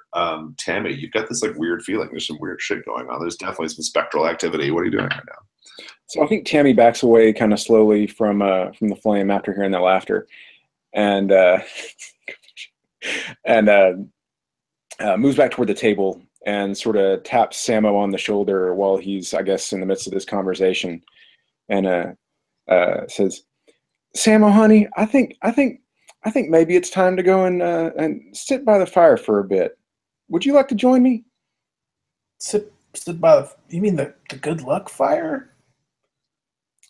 Oh, is that what it is? Yeah, it's like something we appeal to the ancestors. You wouldn't really understand, Tammy, but it's not like a Well, I think campfire. some of those ancestors are in it right now. So can we take a closer look? I kind of look at Johnny for a second and say, Oh, I assumed you weren't saying this so Johnny could hear. No. Unless you are. Unless you are. Kind of like bending down and Yeah. I Yeah. figured as much. Yeah. So I look back at Johnny and I say, can you give us a second? Johnny, gotta show her around town, show her the sights, Yeah. Cool. Yeah. No problem. she leans over to Johnny and says, "It's my first time here." And he's he lets you guys go. Well aware. Cool. So yeah, I go over with you to look at this fire. Is it like in like a little lantern sort of thing? It's like a brazier, Okay. So I think like there's like a little stand of incense next to it, and I kind of take one to honor my ancestors, and say, well, Tammy, what you do is you take one of these good smelling sticks and you light it in the fire and you think about all the people who came before you and all the good that they've done for you in your life, and it's sort of like family reunion, I guess. You don't see anything in the fire though? Nothing unusual? Do I? Are you checking it out pretty closely? I mean, or are you just kind of going through your motions with the ceremony here? I think when she says that, I sort of like resist the urge to dismiss her, her notions, and I decide I'll kind of squint at the fire a little bit, see if I can figure out what she's talking about. You can roll investigate a mystery, and you can take Tammy's +1 forward since it kind of applies. That is with plus Sharp. Sure.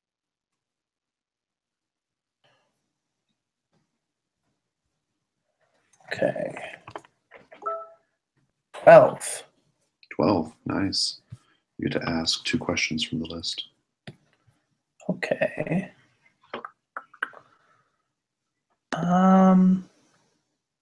What is being concealed here? Mm-hmm.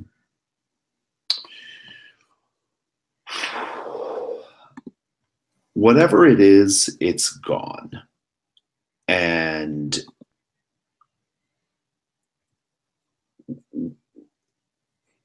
whatever it is, it's gone. And whatever it is was using the fire as like a portal or a window, right? I'd ask you how you know that, if you have any thoughts on that. I think that there's like maybe like a crackling tinge to the color of the fire, like some green that sort of like swirls away from it and disappears. Sure. Yeah. Can I add something? Sorry, I don't really. Yeah, absolutely. Maybe there's like a smell of corruption or something like that as well.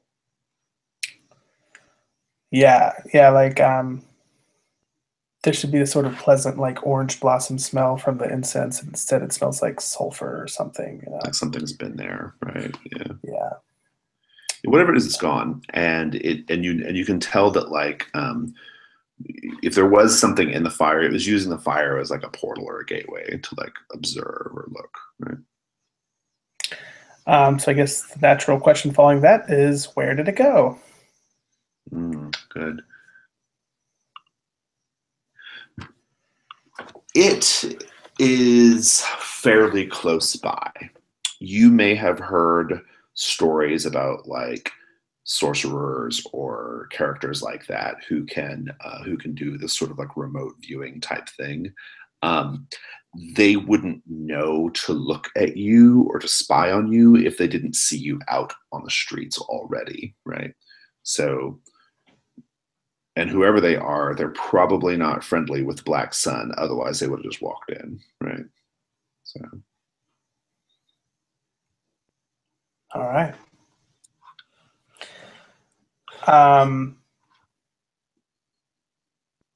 So I tell Tammy, like, okay, maybe there is something else going on here. What do you think? Should we try to chase it down, or should we regroup? I don't want to lose this opportunity to find it. We're already here. Let's go. Yeah. If you say so. According to my guy, there's some bad people around, so keep your wits about you. Hit the streets, Tammy. I got my gun.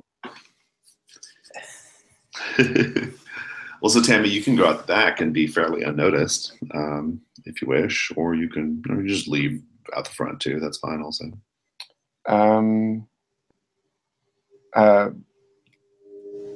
Samo, which direction do you think it is? You know this area better than I do.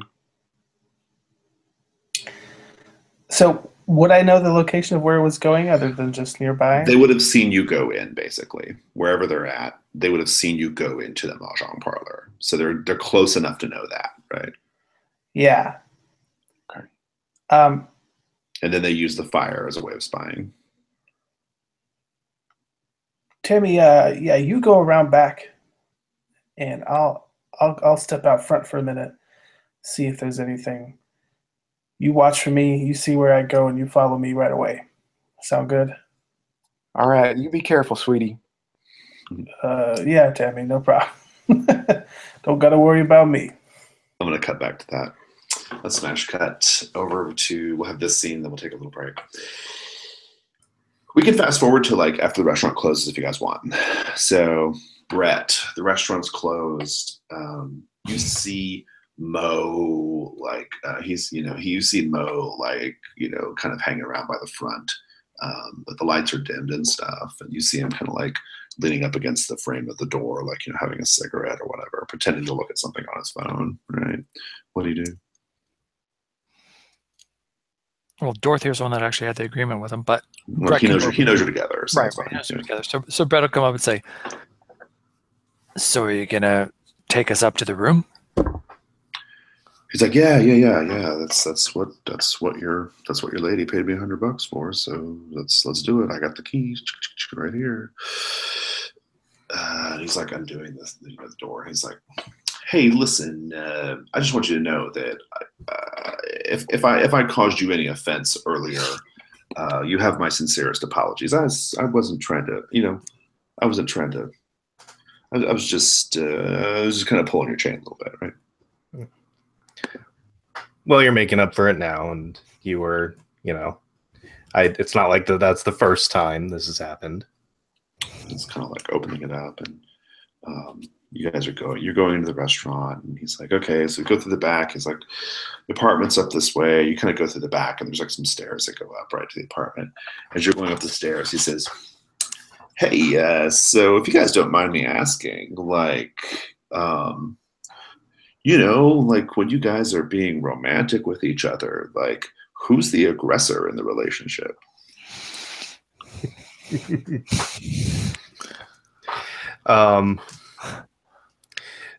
Dorothy just kind of looks at Brett and just arches an eyebrow at him, or looks at Brett meaningfully, and then looks back at Mo and just arches an eyebrow at him. Just kind of nods. He's like, all right, here we are. And he says, he's like, all right, look. Like, I'm gonna let you in here, but just, don't make it look like you were in here, all right? Like, just be real careful. I'll be out here. You've got like, I'll give you like 20 minutes, all right? And he kind of goes back downstairs. He opens the door. And it's just a small little apartment. I mean, it's really just like a room. I mean, there's like a bed, there's a little desk, there's like a little kitchenette, that kind of thing. What do you guys do? Has the bed been slept in? It looks like it's made. I mean, like it was made recently. Are his clothes in the closet? Yeah. And is there a bag? Yeah. Okay, so there's no. So, well, it doesn't look like he left on purpose. As in, I don't think he was planning on leaving. Yeah, that's stuff you can figure out just with a cursory glance. Right. So if he wasn't planning on leaving, then he probably left his valuables here. So, look around and see if he's got a stash of money, drugs, whatever. Yeah, if you're gonna look a little deeper, give me an investigative mystery. Yay. Investigative mystery is with. Sorry, wrong page. Sharp. Probably something I'm not good at. Oh no, sharp. I should be good at that. Should be good at sharp. Say that again. Sorry, it was a 10. 10. Awesome. All right, you get 2 questions. Go for it. Yes. So you can ask any of them, even if it doesn't seem like it makes sense. I'll have an answer for it. So. Okay. Just to clarify for the rules, this is an important clarification. On investigative mystery, I have to answer truthfully, but not necessarily completely, right? So. Right. Sure. So, what happened here? Your rumor was pretty close. Like the rumor you heard was pretty on point. There is like a fine film of like grayish white ash in a particular spot over near the refrigerator, right? It's almost like it's just like a little fine, like it's almost like a little pile, all right, of like little fine white gray ash. This is something you would recognize as like ghostly activity, right? Or some kind of paranormal activity, ectoplasm, something like that, right? It makes you wonder why no one gathered it up, right? But if the cops even engaged in any kind of rigorous, investigation, it's unclear. Well, like Mo was saying, people disappear all the time. All the time, yeah. Yep, not a big deal. Okay, so I mean, is there any value in us collecting it? Probably not. You can if you want. If you could maybe think of it later, I don't know. But yeah, we'll take a little bit of it with us. Whatever, like take a little Ziploc bag and put some in it. And the next question is. Well, to be clear, I want to answer your question with a little bit more precision. Whatever it was, whatever happened here. It looks like that was the extraction point, right? Like there was some kind of portal or something like that, right? So no, it was, yanked him. No burn marks or nothing like that. So so Brett continues looking around, opens the refrigerator, looking to see if he can find anything unusual or anything that what's in the garbage can. Sure. Why now? Why here is what he's trying to figure out. So why would the ghost have been here if it wasn't here? Well, if it's a ghost, whatever happened here, why did it happen now to this person? And so I guess that's what sort of creature is what I'm looking for. Yeah. You open the refrigerator, and at the back of the as soon as you open the refrigerator, you are hit with like a bright blue glow. Like your face is like washed with like a bright blue glow. Okay. And you're looking into what appears to be like a completely completely backless refrigerator. Like there's just it's just a glowing blue space in the back of the refrigerator. Dorothy, I found a TARDIS. So yeah, exactly. There's like some kind of it's some kind of space, some kind of extra dimensional space, some kind of portal, some kind of something. Right? Cool. Now, if Dorothy came in, took a look at it, since she has the sight and can see invisible and magical influences, would she be able to give him any more information? I'll let you all investigate a mystery and then have that inform the answers. Sure. Yeah. That's sharp, right? Yeah. 7. It might be. I can read a bad stitch. Might be a better roll here. What kind of things are you looking for specifically? I guess is what I should ask that first. The roll's the same regardless. But. Okay, yeah. Well, I rolled a 6, but depending on, actually, yeah, no, they're both sharp. Both sharp, yeah. Basically, Dorothy's just looking around because he's doing kind of his thing is that he's looking, investigating, where he is, where he's been going. Dorothy's looking for like stuff that's obviously supernatural, since she can see the invisible and see spirits. She's kind of looking for that, and looking for magical energies. Yeah. Okay. All right. So that sounds like investigative mystery then. So what's your question? Okay. What sort of creature is it? Hmm. So you're looking at this, the back of this refrigerator. There's a blue glow, right, coming out of the refrigerator. You can't see to the back of it. You just see blue light, right? And you have the ability to see spirits, correct? That's one of your little powers you got from your dark bard, right? Yeah, it's I can see the invisible, especially spirits and magical influences, may communicate and make deals with spirits. I love it. see. Yeah. You see extending out of this blue light, there are a pair of very long arms. Brett doesn't seem to be able to see it, but you can see it. There are a pair of long arms. The hands, the flesh on the hands is kind of a pale green in color. They're coming out of this blue light.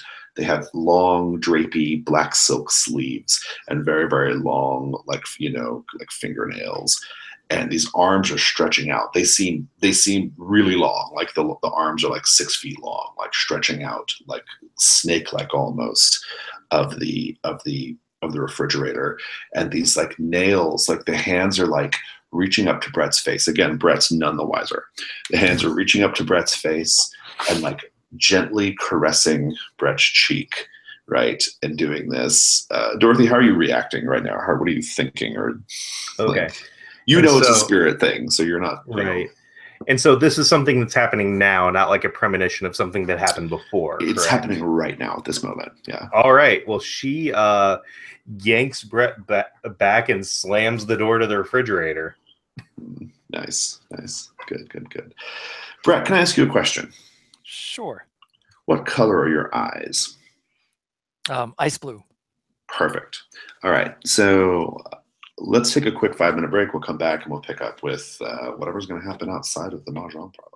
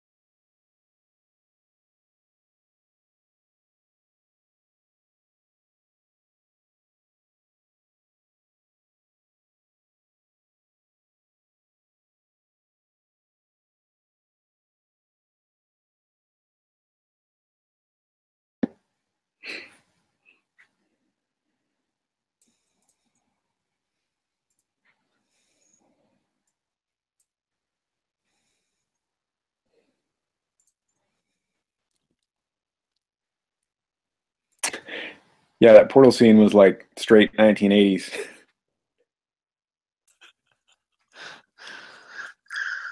The only thing that would have been better is like Brett reached in and grabbed a beer from the back of the refrigerator or something like that, going through the ghost.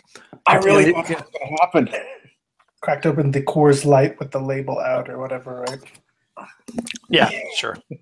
Or pull out like one of the old Cokes, like the glass Coke bottle. Cold as the 7th level of Chinese hell.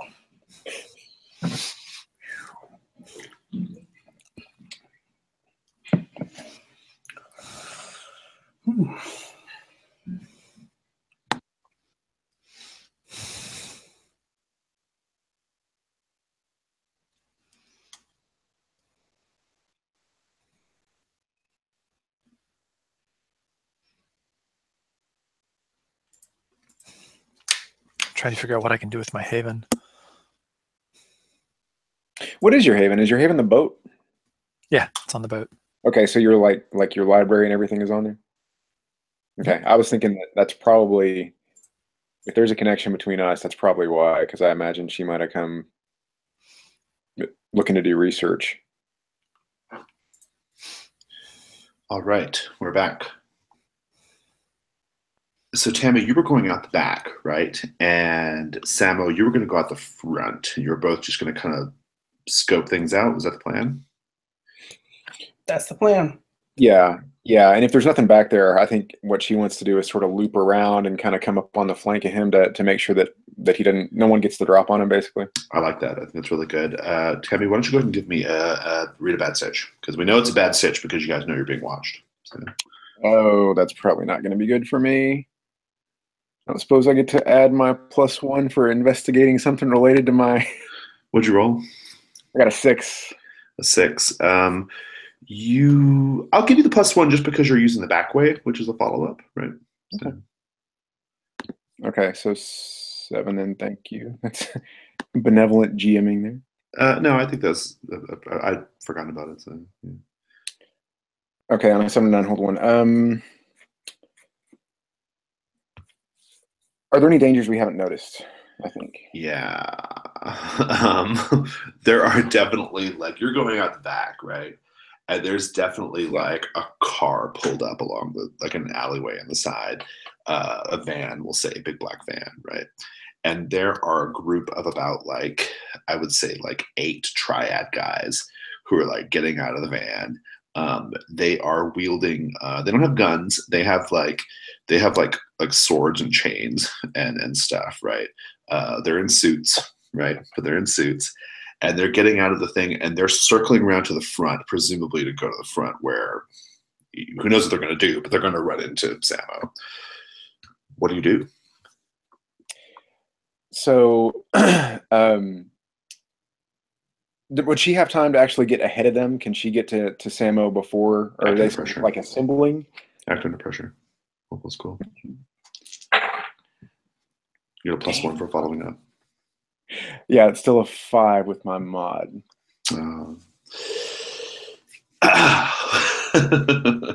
Here's what's happening. You are, I think you circle. I'm gonna take over the fiction for a little bit. You circle around. You're trying to like find like another shortcut around the building to get over to where Samo is, to either warn him or whatever, right? By the time you get there, Samo, you've come out and there's just like an array of these guys in the front, okay, and they've got their hand-to-hand combat weapons, right? There's about 8 of them. They're all there. You're too late, Tammy, and furthermore, mark an XP. As soon as you arrive and realize you're too late, and Samo, you're there, like, you know, being confronted by these guys, there's a huge column of fire that appears sort of between those guys and you guys. A big, huge, like, column of fire that lights up the Little Shanghai, like, you know, sky, right? It's glowing orange. And a man steps out of the column of fire. He steps out and he is wearing, He has like long hair pulled back in a ponytail, and he's wearing what looks to be like very traditional sort of like almost like wuxia kind of like warrior garb, right? Very flowy, like kind of thing. And he steps out of this like column of fire, and they all draw their weapons, and he says, "Samo of the Black Sun, this is turning out to be a much more interesting night than I thought it was going to be." And then he kind of like looks at you, stares at you really hard, and says, "How do you want to die today?"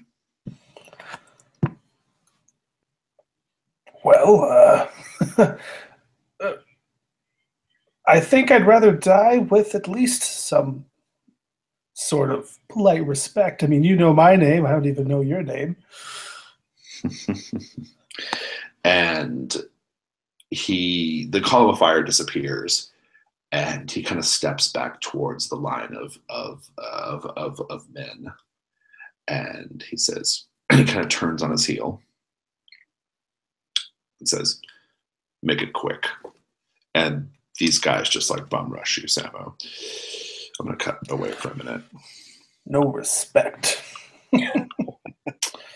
So Dorothy, you've just yanked Brett out of the arms of this spirit being that you saw. You slammed the thing shut. Have that scene. Let's pick it up from there. What are you doing, Dorothy? Sorry, there was the refrigerator was fondling you, and I don't like people other than me fondling you. Nice. So what do we do? I'm not sure. I mean, I guess first of all, did you see the arms coming out of the refrigerator? Do you think I would have kept my head in the refrigerator if there were arms coming out at me? I don't know. Maybe, I don't know. You're no stranger to trouble, but you saw like the big blue portal, right? Yes. That's why I was looking in closer to try and figure out what it was. Okay. Well, I mean, I see things. I don't know if anybody else sees things, so I just want to make sure. But yeah, there were, and he describes the arms. It's like there were arms, with these long sleeves and very long fingernails, just caressing your face, and it just seemed like maybe it was a good idea to yank you back before it yanked you forward. So is this a time when I could use my dark past to try and figure out what this is? Sure. Let's see why not. How does dark past work?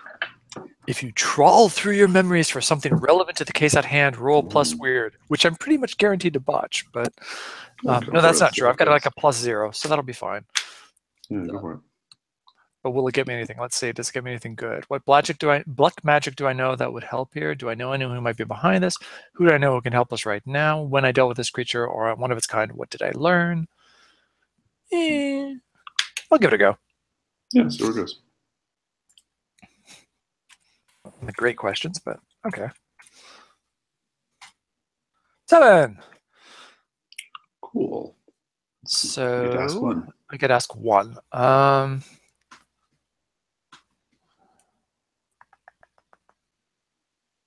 When I dealt with this creature or one of its kind, what did I learn?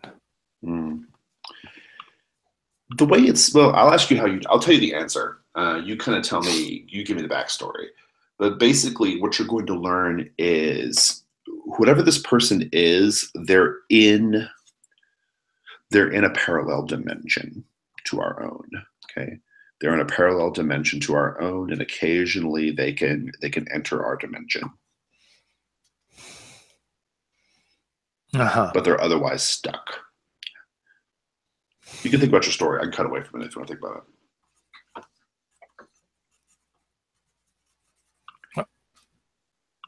Unless you have an idea now. No, I do. It could be like from childhood easily. So this could be. It's good.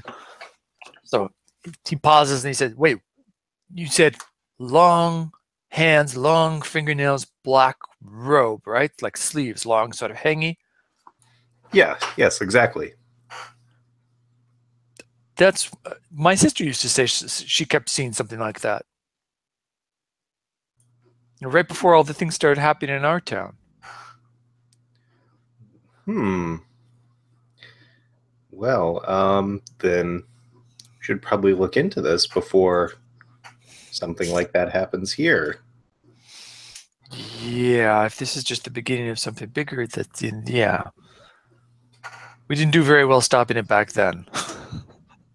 Well, we know a lot more than you did then. So,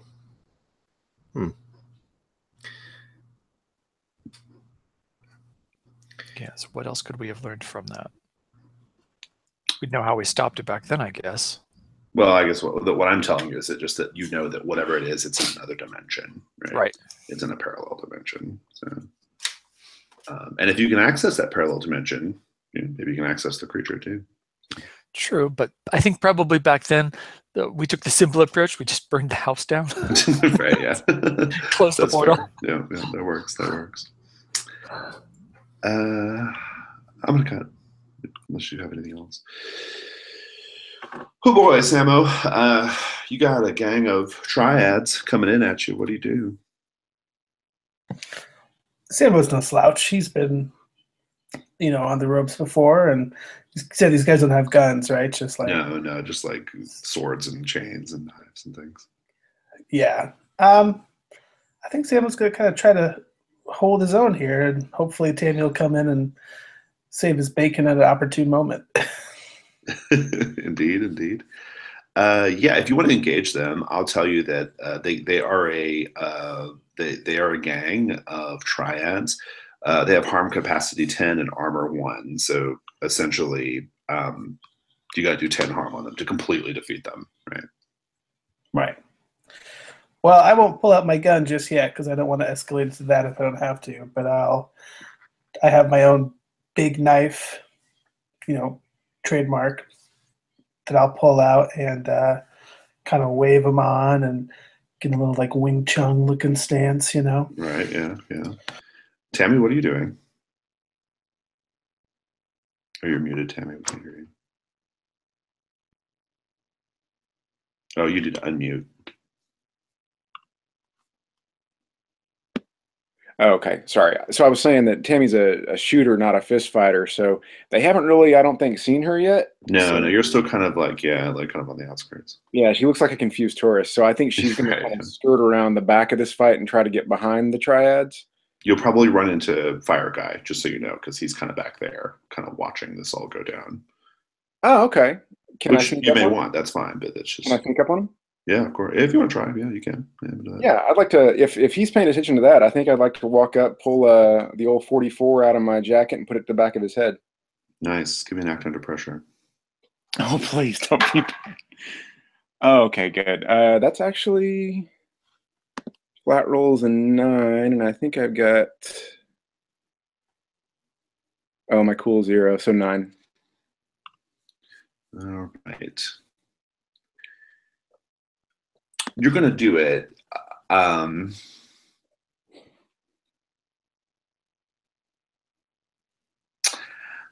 You're going to do it, no problem. I think I'm going to give you it's going to be a worse outcome, though. Essentially, we'll play it out. You'll see how it plays out. But you're going to be able to sneak up behind him and pull the gun on him. That's what you're going to be able to do. So what does it look like when you do that? So she just slowly walks up behind him and gingerly pulls this massive cannon out of her jacket, and the barrel just keeps coming and coming. And then she just lays it clean up against the back of his scalp and says, "Honey, I don't know what part of hell you came out of, but I'm betting this will still turn your head into a canoe if you don't call your men off my friend." He says, he kind of like laughs, that same laughter that you heard faintly in the fire, right? He says, "You don't know who you're toying with here, but this feels like a teaching opportunity." And he's going to kind of call your bluff, basically. You're in close. You can get the shot off, but you see like his left hand is right. His hands are down by his sides, and like they just instantly catch on fire. Like they catch on fire. What do you do? She's going to pull the trigger. Pull the trigger. All right, deal your harm. How much harm does it do? So it does 3. Nice. I'll take over the fiction. So you shoot him. He has his own harm track, just so you know. Let me check that out real quick. Yeah. Right.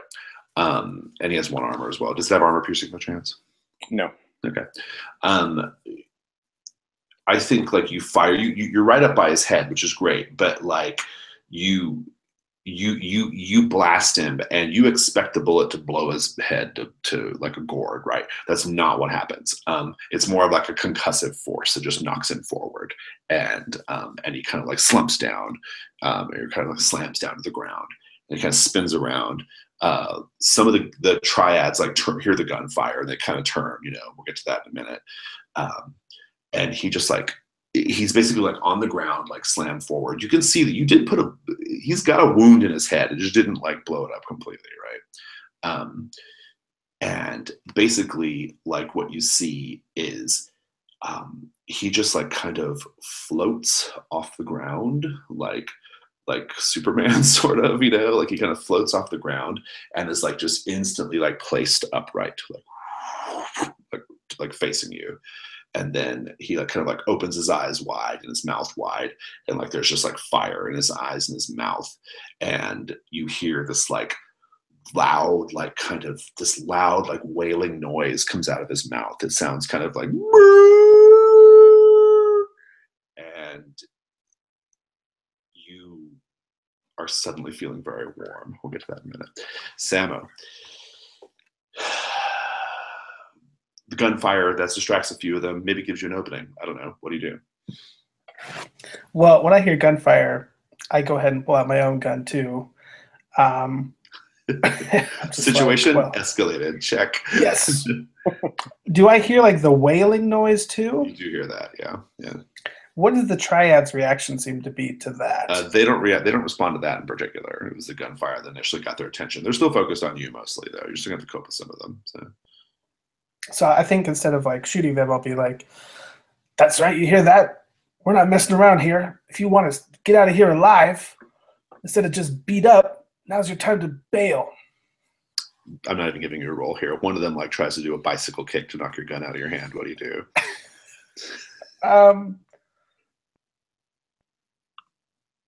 Well, I guess that didn't work, so it's time to just start shooting guys. I wasn't hoping to start a triad war here in the middle of Little Shanghai, but kick some ass, roll plus tough. That's what happens. All right.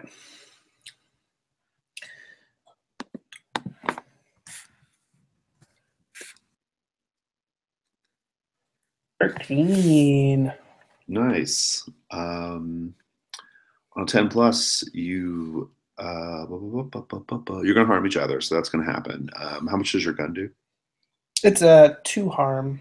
Nice. So you'll take out a couple of guys, and then you get to choose an extra effect. What extra effect do you want? They do. I'll tell you that they do. They do 2 harm.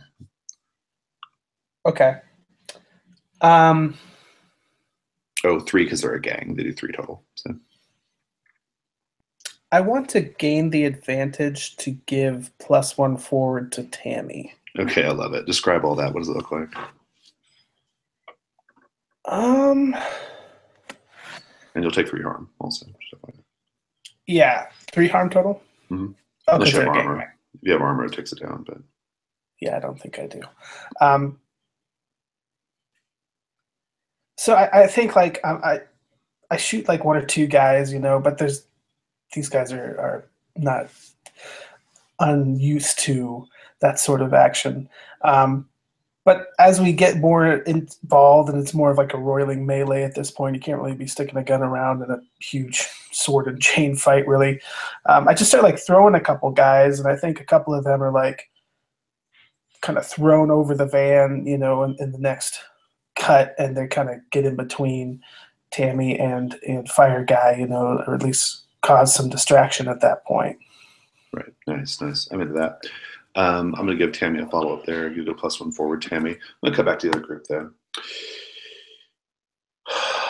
Well, there might be more to learn in this apartment. I mean, you just open the refrigerator. I mean, hell, look what we found in the refrigerator. It was very fruitful, but that is all that just happened. What are we going to find in the toilet? I mean, hell. So what do you guys do now? I think Brett turns to Dorothy and says, "The microwave and bathroom are on you." All right. Well, something you were supposed to follow up on, like before I cut the scene, or was that we good? I think we were good. No, I think was there something about Brett's hometown, or did we already do that? Yeah, we sorted that out. We like we torched the place. Remember? Yeah. All right. Well, yeah. Dorothy will look into the microwave real quick, make sure there's no swirling portals. All right. Pockets. I don't know. Whatever. Yeah. Old microwave detritus. Yeah. So I guess Dorothy will go check out the rooms that we haven't checked out yet. Bedroom, bathroom. Yeah, it's mostly just bathroom and then he has like a little desk office area, but it's all kind of in one room there. So, but you can just give me another investigate if you want. So sure. 8. Go for it. So let's see here. That's 1. What is being concealed here? You'll find. So there's actually in the desk. You'll find what looks like it's like a big envelope that looks like it came from like a magazine subscription, right? There's like it's a big white envelope with like Time magazine or whatever, but if you kind of flip through there, you'll see that in fact there's like a manila folder in there. It looks like maybe Lou was trying to like just keep something hidden from like, maybe the proprietor coming in and seeing it, right? But if you pop that folder out, you'll see that it's a series of like printed out emails and other correspondence and things with its correspondence and records related to an immigration attorney, a local immigration attorney named Sarah Justice. I'll type that in here for you.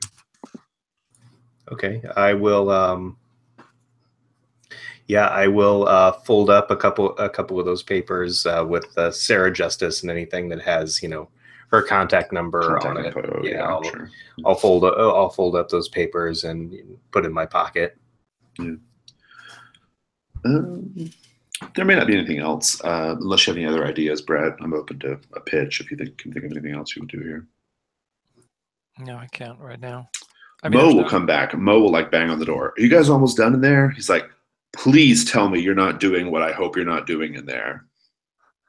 I think Brett takes off his short and opens it and unbuttons like the top of his jeans to open the door. So it's okay. We just finished. He's like, oh my God, I don't want to see this. I don't want to see this. Except he's like totally trying to see this, right? Like he's like clearly looking like through to see this. He's like, we gotta go. Come on. It's just, oh, really? Dorothy, you almost dressed? We gotta go. And he's like, come on, man. Yeah, it's okay. So, and he puts in, what did you think we paid you $100 for? So and he's like, he pulls a short on him. As you guys are coming out, he'll say, well, what did you find out to you, Dorothy? Like, did you find the information about Lou, about your son? Nothing conclusive, but if I find out what happened, nothing conclusive about either, but if I do find out what happened to Lou, I'll let you know. And Brett says, you might check out the refrigerator. I think it's broken. It's it's got this bright blue light coming out of it. It's like, yeah, okay. And he locks up, and you guys can be on your way. Back to the fight. So Tammy, this noise, this like sound coming out of his mouth, he's summoned some kind of like, it looks like a big, it's like a big jet of flame shaped like a traditional Chinese dragon, and it's like swirling like all around the area, right? and he's clearly like controlling it, and it looks like this. It's pretty big. Like it looks like he could torch you and everybody else in the area if he wanted to, right? What do you do? So it's not actually like I'm not on fire. No. It's just like you just see it. Like you see it kind of like kind of like swirling around. Like it looks like he can direct it at you any moment. Okay. I think she's going to step back away from him, and I think there are now some triads kind of in between the two of us. Yeah. It's a big melee there. They're kind of like like you two are kind of each other like very still while they're just kind of like flailing around and falling around, right? So. Okay, I think she's going to step back away, and I think she's actually going to take a shot with that pistol at the dragon, even though it's probably not going to do anything. But I think she's going to take a shot at the dragon. Yeah, that won't do anything. Okay. And you're taking the shot, and the dragon is just like coming right at you now. It's like diving, like we see it. The camera, like the camera focuses in on it, and it's just like diving right down towards you. What do you do? Okay, she's gonna, I think, fall back into those triads that are sort of pinwheeling around behind her, just sort of like stumble back and collapse. Try to take them out. Yeah, that's nice. Give me an action under pressure. That's a 7 with that +1 forward. Nice. I'm going to let you take out some triads and therefore reduce their threshold, but I'm going to hit you as well. Okay. So describe it. Like describe like basically taking out some triads in this way.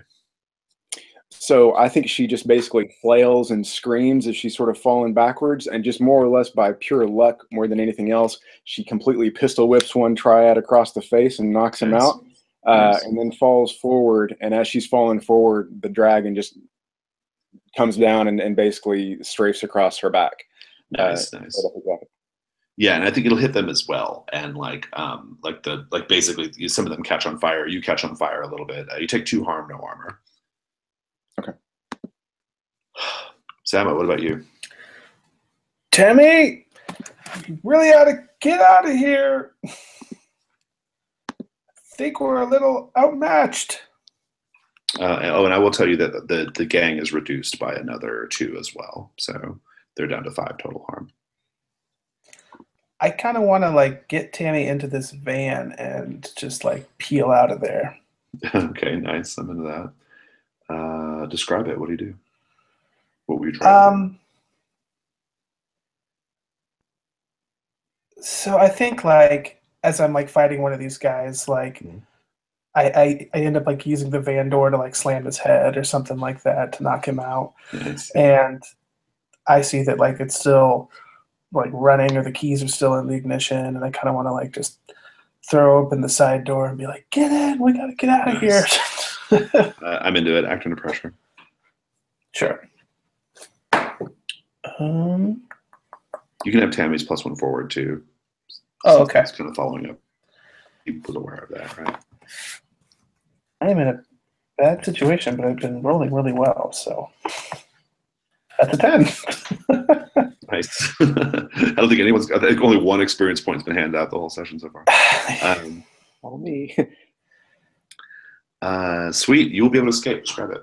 Give me the whole scene. So yeah, I think I say that to Tammy, and we kind of like, kind of skid past a couple triads, but we look in the rearview mirror, and it's just like that dragon just kind of sort of floating there. Like it even looks like the dragon is laughing, somehow. And like Tammy's got like really like singed off like eyebrows and like this like big like burnt expression, and I've got like all these bruises and stuff. And so like with the Eternal Storm, like do they have, is purple suits like a motif that, or is that just those 2 not guys? necessarily. That's just what they do they have any sort of calling card that I could inform Dorothy and Brett about, to say, hey, watch out for guys with X, Y, or Z on them, or anything? I mean, I assume you guys are going to kind of meet up now at this point, right? So yeah, maybe like I think really it's going to mostly just be like just keep your eyes open for anybody who's giving you the stink eye or watching you, right? I mean, I don't know if there's like a calling card per se that Okay. you'll always know when you're being watched at this point, right? So Yeah. We'll get you on the phone and be like, you know, all right, guys, I don't think this is just your run-of-the-mill immigration situation going on here. Brett says, "You think?" Yeah.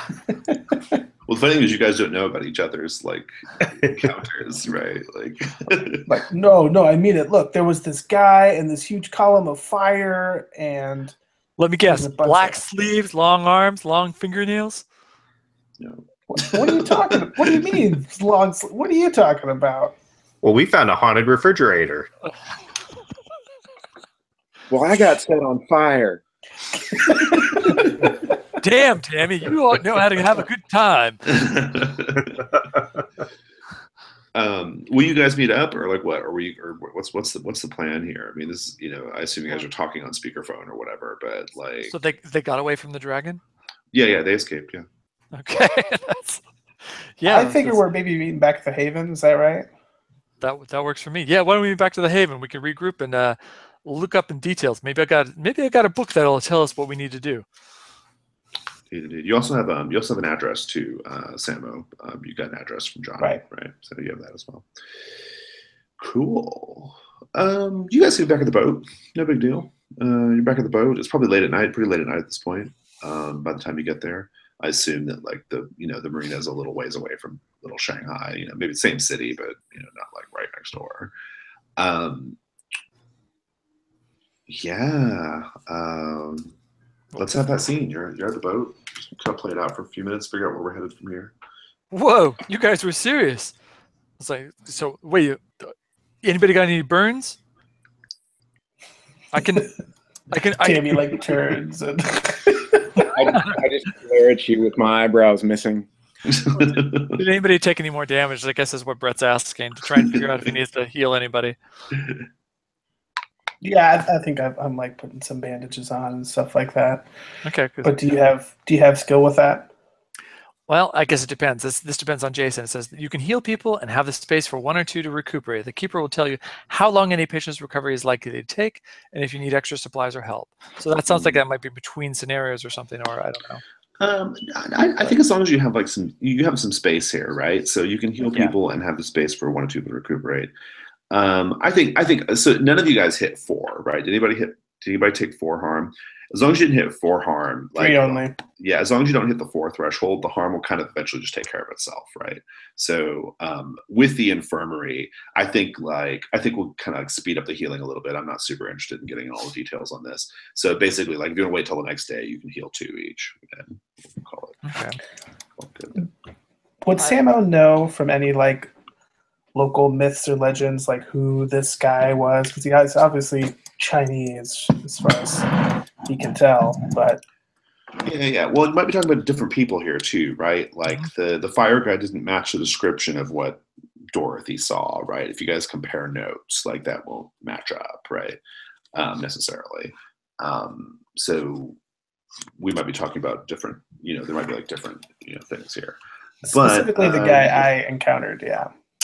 Yeah. I mean, you've been around Little Shanghai neighborhood for a while. You almost certainly know, you probably know something, right? I'll just tell you.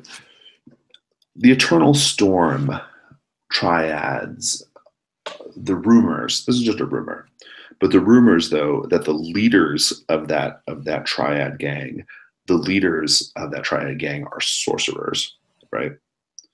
And there's probably more than one. This is just one of them. Okay.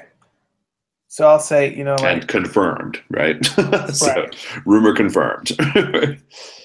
When they used to tell those old ghost stories back when we were, casing a joint or something like that, and sitting around, I always thought they meant, they drink chicken's foot tea and all kinds of herbal stuff. I didn't know they meant they could literally catch themselves on fire, but I guess I know better now.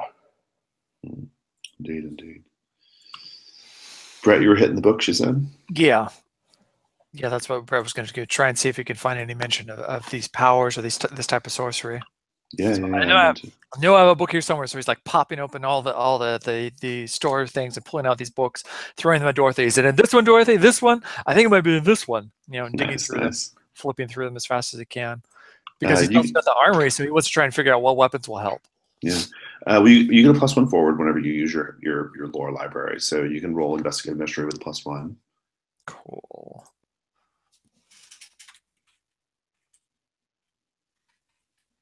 I really wish we could automate this somehow. There we go. I got experience. I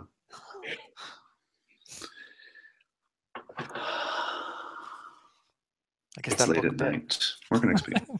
Yeah. It's late at night. Tammy and Samo are in the back in your makeshift infirmary, resting. They've nodded off. Dorothy probably has, she's got, I mean, she keeps a toothbrush here, right? So Dorothy's on the waterbed, passed out, right? And Brett, you fall asleep. Your face head down in a book. But then you snap awake, right? And you snap awake and you find yourself in what appears to be like a beautiful, resplendent, marble and gold covered throne room. Okay. Marble pillars, gold Buddha statues, massive gold dragons that kind of look down on everything. And directly ahead of you, you see a man who stands up from what appears to be some sort of ceremonial chair on a dais.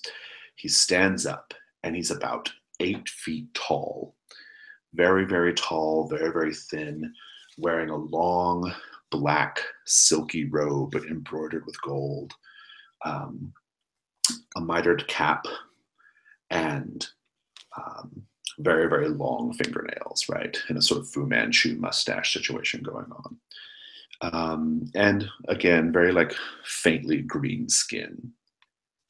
And he stretches his arms out wide, like they stretch really long. Like he doesn't even have to like move like from where he's standing. They stretch out and they wrap around you. They embrace you, almost constrictor like, right? And he says, he says, after all these years, I have found you, Galbai. Yes, it is you, the man with the ice blue eyes.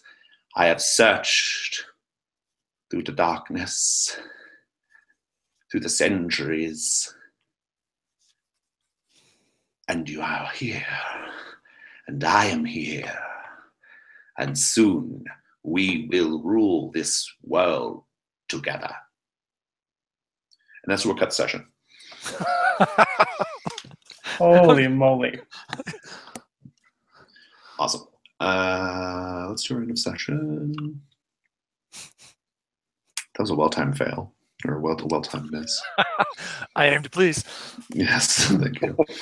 At the end of the session, I will ask some questions. And also, you should have marked experience, Krista, if you didn't. Yeah. Did we conclude the current mystery? No, we did not. Did we save someone from certain death or worse? Yeah, I think you got Tammy out of there. The bad scrape. I think that could have gone bad for Tammy, so I'll give you a yes on that. Yeah. Did we learn something new and important about the world? Oh, yeah, sure. Did we learn something new and important about one of the hunters? Oh, what do you guys think? Sounds like you learned something new about Brett. Yeah, that's true. Yeah, we learned that like Brett is maybe like a target of Galbai. Yeah, Brett is Galbai. Yeah, I'll take that. So that's 3 yeses. You guys can mark 2 experience points. And yeah, that was a good session. we will. Where did you find that James Hong impression? Oh, I've just watched that movie a million times. Was it good? Like, I've never actually heard myself do it. Great. Yeah, really good. It's on point. Cool. Good to hear. Yeah, I've never actually listened to myself doing it. So, cool. I had a lot of fun. We'll do formal roses and thorns at the end, but of the series. But for now, any feedback, anything we want to discuss before we get off the call? Awesome game. Great session. Yeah, you guys were great. The characters were terrific. I love the characters. I loved, that first session is always kind of feeling each other out and seeing kind of how they all work together and stuff. But I thought you guys did really terrific. And I also appreciated you guys playing along with a little like May December romance thing with Dorothy. And, yeah, that was fun. It works. So yeah. Tammy was a very fun character. Yeah, there's just good stuff all around. So it was all good. Yeah, good things. I don't have anything else though, except I want to see the calendar, see who's with it. I hope we're all here next week. Let's just look. If not, I always like have one space, kind of like a floating space if I need it at the table. So let's just see who we have next week.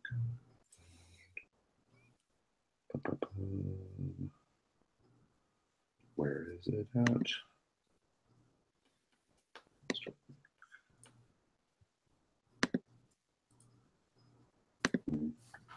Where it's at. Oh, there it is. Yep, it's this group. Awesome, cool. Well, then I will see you guys next week. If there's nothing else, enjoy the rest of your evening. I'm gonna stop this.